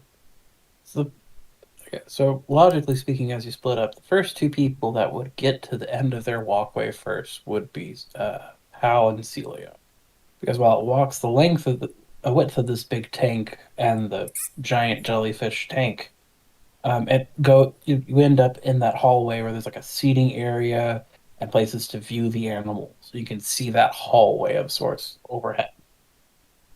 From the jellyfish tank side, you see these like really bright, colorful lights, like bioluminescence, and these very gorgeous colors. Slowly flashing and changing as the creature below changes its colors. Um, the area with the big tank seems a little off. Um, in particular, uh, because it looks like there's a statue of a giant marlin fish in the center of it. Like in the seating area, there's this giant marlin statue and some benches and things. It's fairly simple. It's not like it's a big, huge thing, right? Like the last office party. Like the Okay. last office party. Um, and you can see where the pathways go to the right and to the left. But if you look straight ahead from where you are above, down below, there's a series of smaller tanks. It looks like they held fish at some point, and they just have these really pretty corals. But in the center one, there is an octopus, right? And it looks like a normal octopus, but it looks up to you, locks eyes, and it waves a tentacle, stops, and it pulls back for a bit, reaches for something, and pulls out what looks like a harpoon and starts waving it at you. Menacingly or beckoningly? No, just like trying to get your attention. But it's like, we're talking like that's a 15-foot drop down and then like 30 feet away from your walkway. Oh,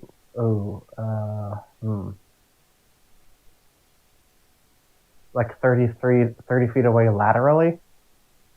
Like it is 30 plus feet away laterally, almost a 20-foot drop from where you're standing at the top of the tanks. And what do these tanks look like from this angle? From this angle, they look like very simple 70s tanks. You can't really quite see into the empty one or the jellyfish one from where you're standing, because that How? involves you leaning over, leaning over the railing and nearly falling off. How? You got And any rope? No. No, yeah, no, I don't have any. Drake, you got any rope? I'm not over there. would But you two yes. also would you two also roll me a sharp? Okay. Not bad. 6.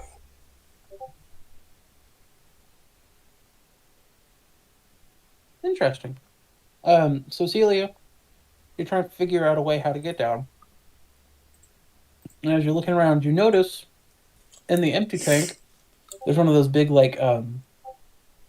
water filtration entrances, right? That would Right? have been like graded off. And you can see from both your up above and angle position that the entrance to that grate is gone.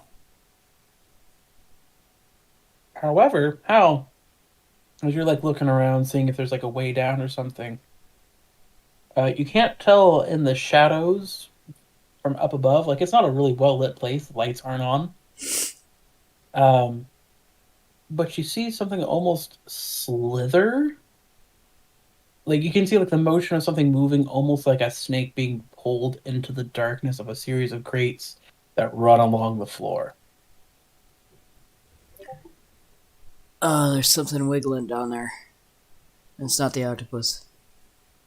And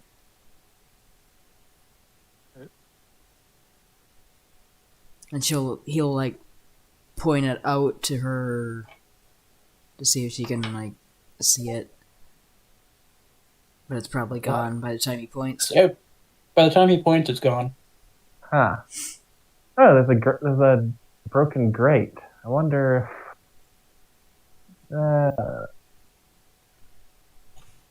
Aquarium shenanigans are correct.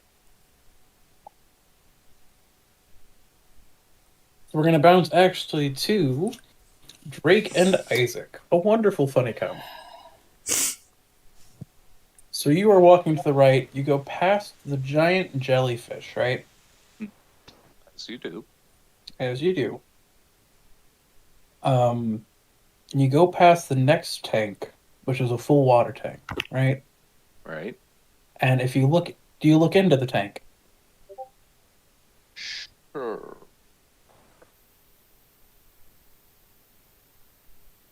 Do you look into the tank, Isaac? Of course. Yeah, of course. Excellent. So you look in, and there is a lobster town that is roughly the equivalent of the 1890s in the West. Like the lobsters are in suits and dresses. Oh, so it's Lobster Rango. Gotcha. It's Lobster Rango, and they don't seem to notice you as they're going through their Lobster Rango lives.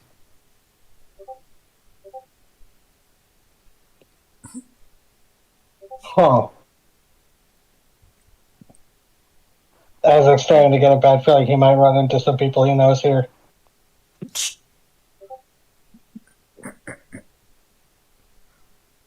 But, huh, they've got their own little lobster civilization. Alright. Interesting. And Very as you start to walk past, you see 3 crabs show up with little cowboy hats and bandanas, holding what looks like coral pistols. Run to the bank.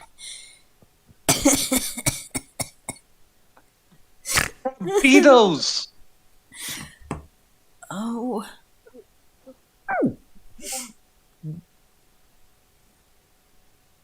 It's like I can't look away. Yeah. The crabs suddenly run in the bank, and you can't really tell what's going on because the bank's got no windows.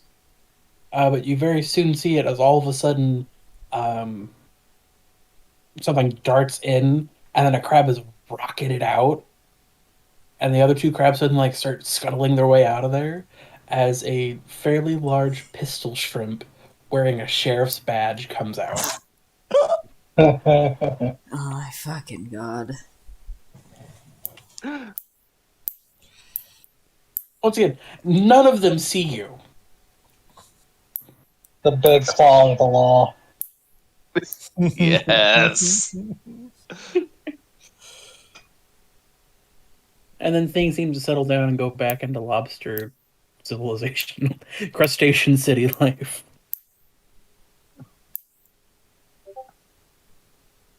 Um, Okay, that's next exhibit.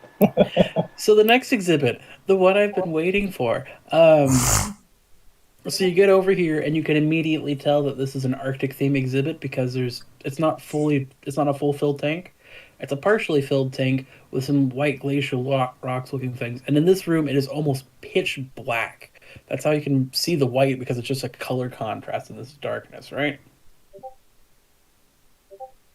And around it there's a bunch of lumps that almost look like penguins. That might be penguins. It's kind of hard to see into that dark.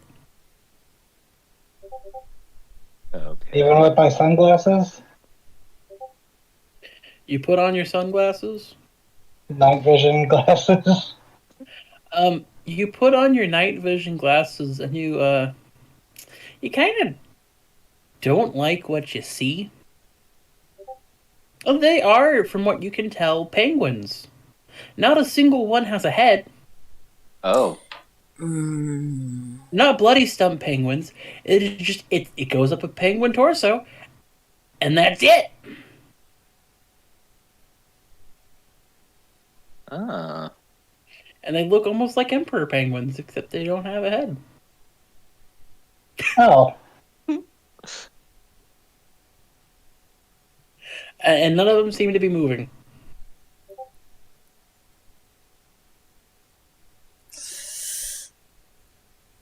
Disturbing. Ah. So this is how SQs are born. How loud are you saying that? What would be funnier? Or what would be funniest? Well, this part of the building is kind of quiet. It's pretty quiet. I'd say So- normal conversation level. Okay.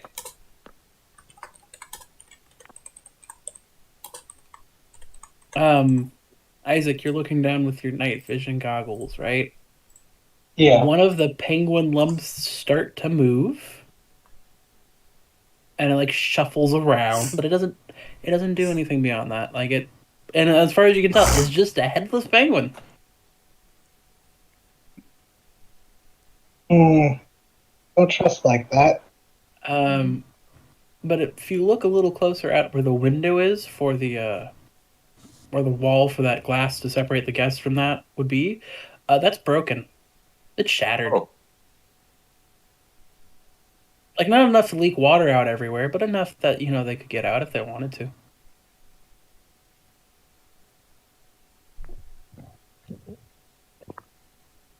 What kind of vibes do you get from those, Drake? What would I need to roll, Gray? What would I need to roll? 2d6. But like, it'd be weird. Sure.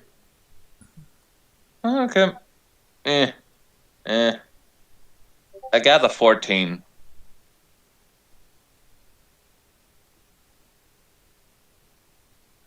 So the vibe you're getting is that these creatures are left in the dark, and it is really quiet over here, and that's probably there for a reason.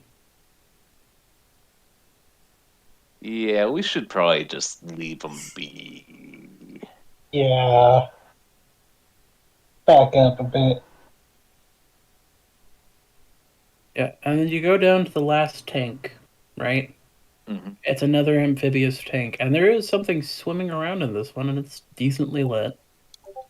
And it is roll me a shirt, because it looks like, from a glance above, a weird blob of red moving around. Oh wait, hold on. Sharp. Yeah, just a shirt.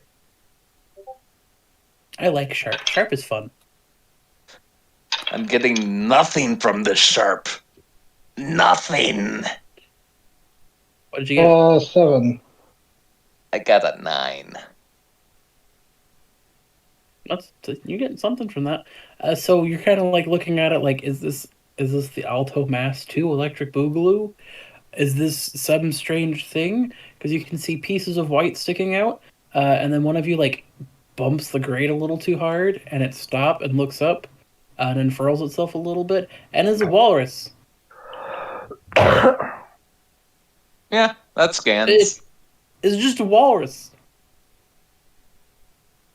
And it just kind of looks up at you and makes the weird that a walrus makes.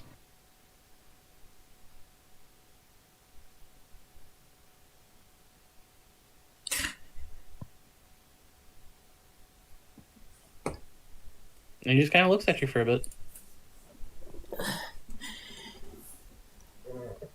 Are they just a regular walrus, or? It is, as far as you can tell, is just a regular walrus. Okay, still something we don't want to get near. Yeah. Have you seen how they eat? Ugh. Suction. Ugh. What kind of Yeah. sick creature would use suction to eat? Well, there was that mosquito. Don't worry, he's in the pocket now. You hear a faint buzzing from Drake's pocket.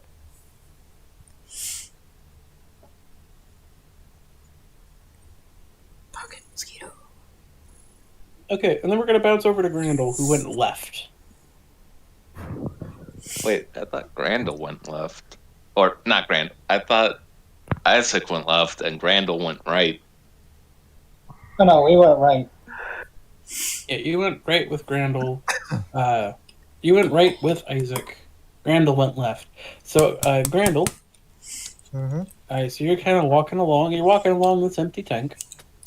You could go up to that observatory station up there. It's got probably a good view down into the tank. Okay, sounds good. Or you could go straight because there's another tank and a door. Try to solve the mystery, so the observatory is where he's going.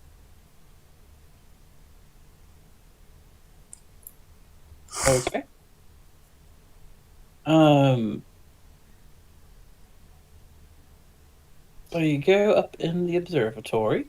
There's a little metal staircase, and you're just kind of like thunk, thunk, thunk. It's clanging a little bit because it's metal. And you get to the door and you open it up. There's a couple of tables there, and there's a couple of the metal boxes that Isaac's hunting for. And there's a plushy penguin. Also grab that.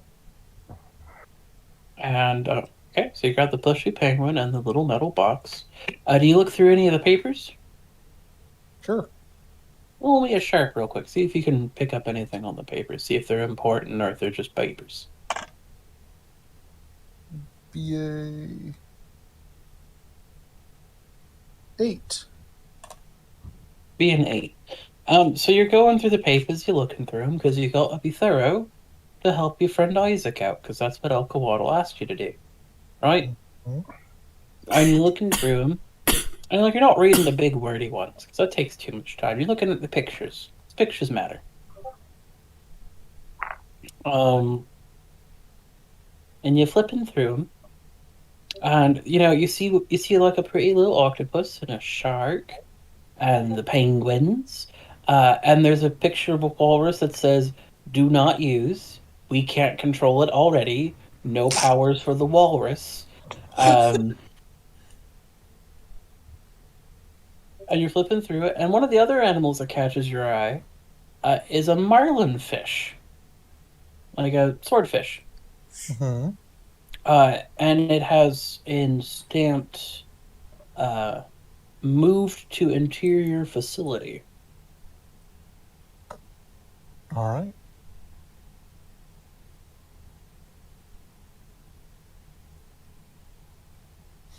These papers seem important, so Grand will pick them up.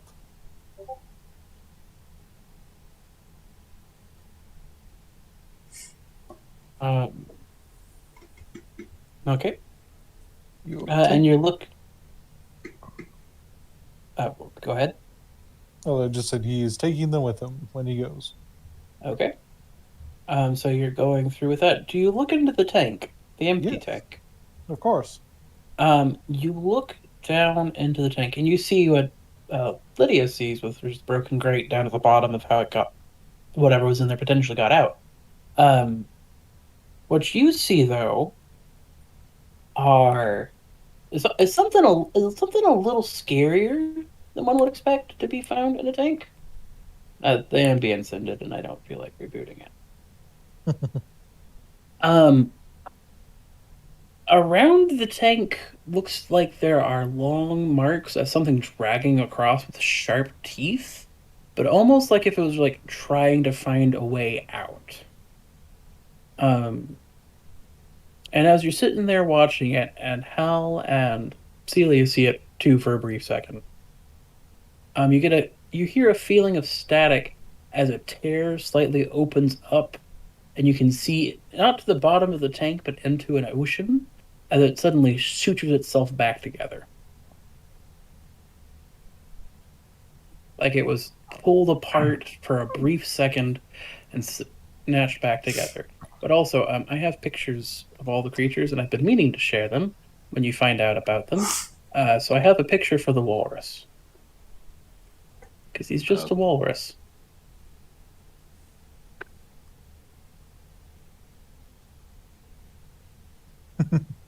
Sweet Wally.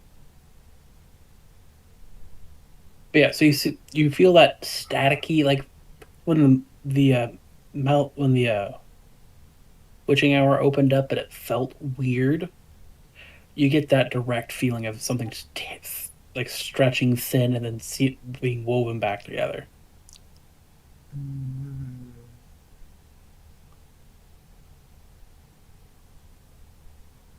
Not a fun feeling, by the way. It's like the back of the skull nails on a chalkboard feeling.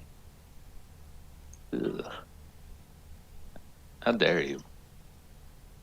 Yes, how dare I? But yeah, so you got your papers. You saw that. So you can leave the observatory if you want, or you can take a seat. Those do look like very comfy office chairs. Nice, leaving. Got things to do. There are things to do. He will continue down the walkway since, assumingly, they terminate in the same place. Mm-hmm. So you walk past the next tank, past the empty one. See what other creatures did I have? And you get to this tank,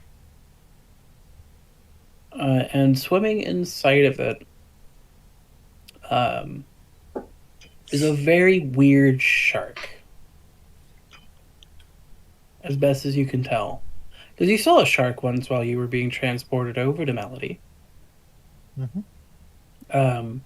But this one, instead of being very smooth and like it's got a pointy fin on its back, but it's got a lot of jagged little points on its back.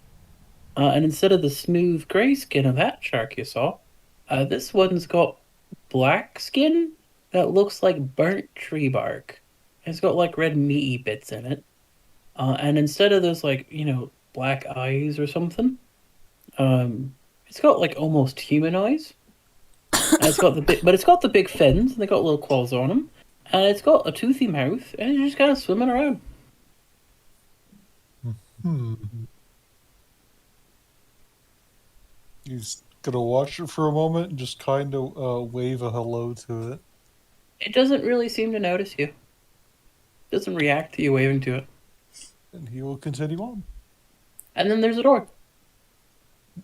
Okay. Do you open the door? Mm-hmm. It's a staircase going downstairs. You go downstairs. Go downstairs. Fantastic. So you go down the stairs, and there's a door at the base of the stairs, like so guests don't have to see staff climbing stairs the whole time. And there's a little window there, and you can look through it, and you see a hallway of what looks like the start of a series of tanks by that big empty tank. You see the Marlin statue now. You see the grates in the floor going back and forth, but you see behind that what looks like a giant tidal pool. Or what was a tidal pool? It's a big flat, it's a short tank, and there's stuff moving around there. And the other things you notice is that there's a bunch of lumps, and they're black and white, but they're like hidden in the shadows and things. And you also notice that it's very quiet, but there's a strange, slight clicking noise.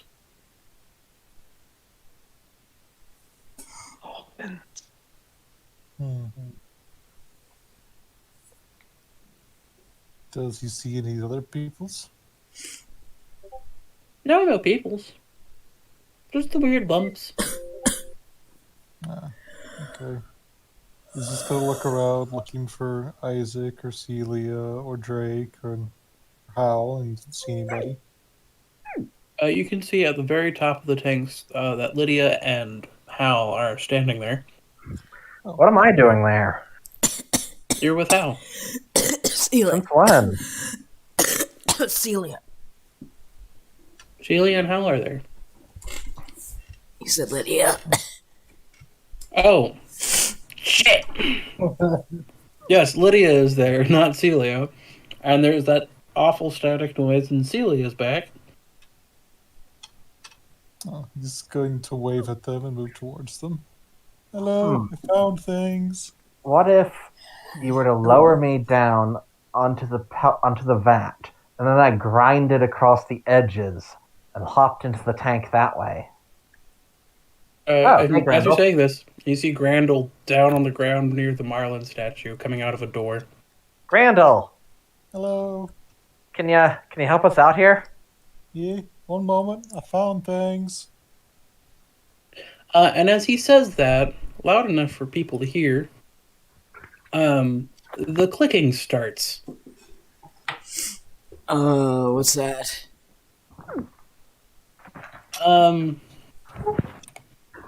Here I have a wonderful noise. Isaac kind of looks over at Drake and is like, maybe we should have told them to be quiet because of the headless penguins. Yeah, maybe. But how would we have told it to him? Because our phones don't work. Well, yours don't. Isaac just kind of stares at Drake. What? I mean, we could send them a DM. A Drake But message. True. Dolphin. And as you're making those loud noises, Randall, you look. The noises start to pick up, and you look to it, and one of the lumps is walking over with feet. And it's black and white, right? It's got little flippers, and it doesn't seem to have a head at first. But the clicking gets louder, and then some excited chirps come out. Uh, did I not save the image of it? Did I not? Where? Oh, there it is. And the lump of a body opens up to a mouthful of teeth vertically. Ah. Fuck. Uh, and then it lands on its belly, like it falls over and starts sliding towards you. Fuck. Grendel just stares at it, waves. Hello, little fella. I need to roll something real quick. Okay. So it slams into you, taking a harm, but it gets its teeth around your ankle. Inflicting 2 harm. Mm-hmm. But Say no harm. Pretty much. Just latched around and going. and you now have a killer penguin on your leg. It's at that Randall. moment that Drake appears. Oh yeah, guys, you shouldn't be making noise. There are these penguin things that he looks. Oh, Grandel, up here. Hi. I need you to lower me down there so I can rail grind across the vats and get to the octopus. Alright, one moment. He's gonna pluck the penguin monster off his leg, push it under one arm, and just walk up to see it.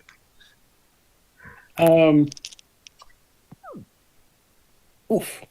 Yeah, and it just kind of like flails for a bit. This is not how this works. It's like angrily flapping one of its fucking flippers. Not now, Gunther. My plan has backfired. what's this monstrosity? Why can't I fight It's just. it? And Okay. you get up there to where Celia is. Oh, that one's a little more interesting. Hey, Celia. Yeah?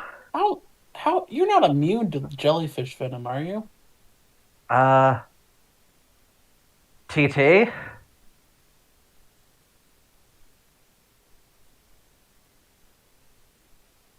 I have no idea. Well, we're about to find out. So this penguin screams, but instead of it being just, like a bird squawk, it's a blast of echolocation up close. So it's like someone has shot you with a shotgun of sound, and you go flying into the jellyfish tank. Oh, And you're gonna take it has 3 harm. Do you negate any of that?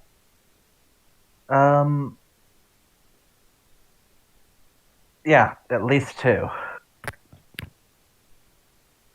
Cool. So you're just gonna take 1 harm then, because you just got hit with a mini sound cannon that has echolocation above water.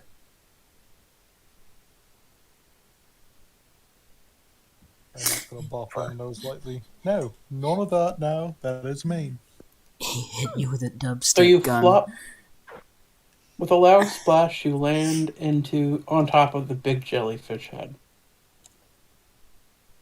And you're stunned for a few seconds. And you start sliding very precariously towards where the tentacles would be. Yes. Yeah. What would I have to roll to try and parkour up to the rim?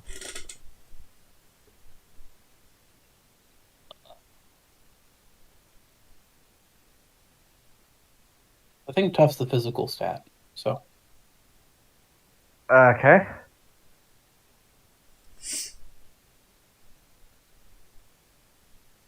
Yeah, that's a 9. okay. So just before you slip under, and as the tendril seems to be almost like reaching up to grab you from the jellyfish head, you parkour back up because the water is more your home than the land is at this point. And you get up there with the thing, and this killer penguin starts thrashing around. But the echolocation has not gone unnoticed. Several of the other penguins in their tank start making the similar noise from Drake and Isaac's position. Some of them start to go out through the windows, like trying to find their brother. And you hear them sliding around, and all of a sudden there's a sound of a bird getting squeezed too hard. And the sounds of the bird's flat feet like flopping furiously back. Oh dear. I think we're just standing up on the walkway, just watching, and just like, oh god, what's going on now? But it was out of sight for both of you guys. Both of your groups. Mm-hmm. Am I on the rim of the tank or back on the walkway? Oh, you're on the rim of the tank. You can get back on the walkway. It's not hard. Can I just leapfrog all the way over to the octopus tank? I'm gonna need you to roll me some ass for that. Because you gotta do some badass maneuvering to get over there. Because you're jumping over like a 15-foot hallway to one. And 12. Then, like, 12. Oh, you rolled the 12. Sorry, I thought you were correcting me. Okay. Fuck yeah. Celia, like the frog that she is, yeets herself from one side of the tanks to the other where these three other ones are and hops over to where this octopus is. And you get to the tank where the octopus is with the harpoon. And he like immediately swims up and like one tentacle like grabs your arm, Celia, and you hear in your head, "Why did you wake up the penguins? Why did you wake up the penguins?" Only Celia can hear the psychic octopus saying this. We didn't know. Also, hi. Also, hi, but like, why did you wake? The penguins will eat us all, or they'll wake up the big guy. Who's the big guy? I don't know. He swims through the sewer pipes. Is that thing Hal was pointing to? Who's Hal? The big guy. Oh, I thought that was like a Bigfoot. Oh wow! I'm being Sometimes judged you by want- an octopus. Damn. But like, yeah. So, the Okay, big guy. He sometimes lives over there. That's how he got in here. The water went deep. Is the best I can describe it. You get images of kind of like that tear that you guys saw briefly, but much bigger, and something coming through it. The Great Ocean. Or the Great Sea. I forget which. I mean, and it's weird because it looks like the shark guy if he was smooth for the most part, and then you had one of me on the end of his heads. Ha! That's... Huh. Octopus. Oh my fucking Stories god! are true. Alright. What can you tell us about the penguins? How do we stop them? Tell your big friend to throw him. That's fun to watch. Eat the penguin. Eat the penguin. If you return him to his area, they'll just make a bunch of noise in their own stuff. You just gotta stay out of there. I had one of my tank buds over here, Carl. He was an eel. He went out in the penguins and tried to do that, and then the penguins just like tore him apart with sound because they don't have hands. Hal, Grandel. They say to toss the penguin back to its enclosure. They, he, she, My name is Fiona. Hi, Fiona. That's what it says on my tank wall, on my little placard down there, and she smacks, like, one tentacle, like, smacks the wall, and you can see a little placard. They call me Fiona. I don't have Hi, anything else to Fiona. go by. Hi, Fiona. I'm Celia. It's a pleasure to meet you, Celia. You are the second nicest person I've ever met, but at the same point, you woke up the penguins, so you're not the brightest person I've ever met. I get that a lot. Judgy octopus. All of you can hear. All you're hearing is Celia verbally speaking to an octopus, and the octopus is just exchanging looks. Okay, so that's how we deal with the penguins. What about the other guy? Good fucking luck. Did you open the front door? Did we? No. I don't think so. You have to go out the back door. But if you've woken up the penguins, that means he knows somebody's in here. And no offense to your Bigfoot friend, but he's right by his tank. He might, suffer some consequences. How? The big thing is you're near the big thing's tank. Okay, and he immediately moves away. So you start moving. You start moving back towards the door, right? With the ladder up. And as you do that, there's the sound of something big moving. And at the head of the entrance of the pipe, where the pipe is, you see there's a flash of moment, and there's like all of a sudden spray of what looks like toothed tentacles like lashing out from the hole and like squirming around before they grab the side of the tank a little bit into the wall and push whatever is in forward as these claws suddenly latch out on these fins, and it pushes forward. And what eventually does quickly pull itself out of this relatively great sized thing kind of looks like a whale. I feel like Melody would have a very decent education on their on like nature and things, and I would also probably argue, Hal, that you've seen moles dig. You've had to take care of moles in your yard, right? Yeah. You fucker, Gray. You fucker. I know it. Yeah. So that's why not is what I this? was picturing. So why is this whale moving like a mole? And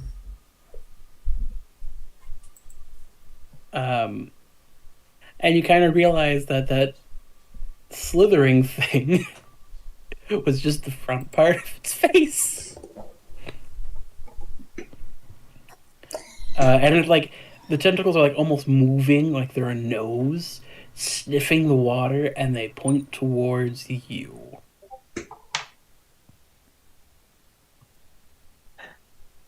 Grandma, throw that fucking penguin at that. That seems a bit mean to the penguin. The penguin is now thrashing violently. Yes, but I should take him back to his friends. Fly, little penguin. Okay, what can it do? It eats things, and it has toothy tentacles, and it eats people. Does it have any weaknesses you know about? Sometimes I can stab it with a harpoon, and it leaves me alone. Pointy things. Gotcha. I have lots of pointy things.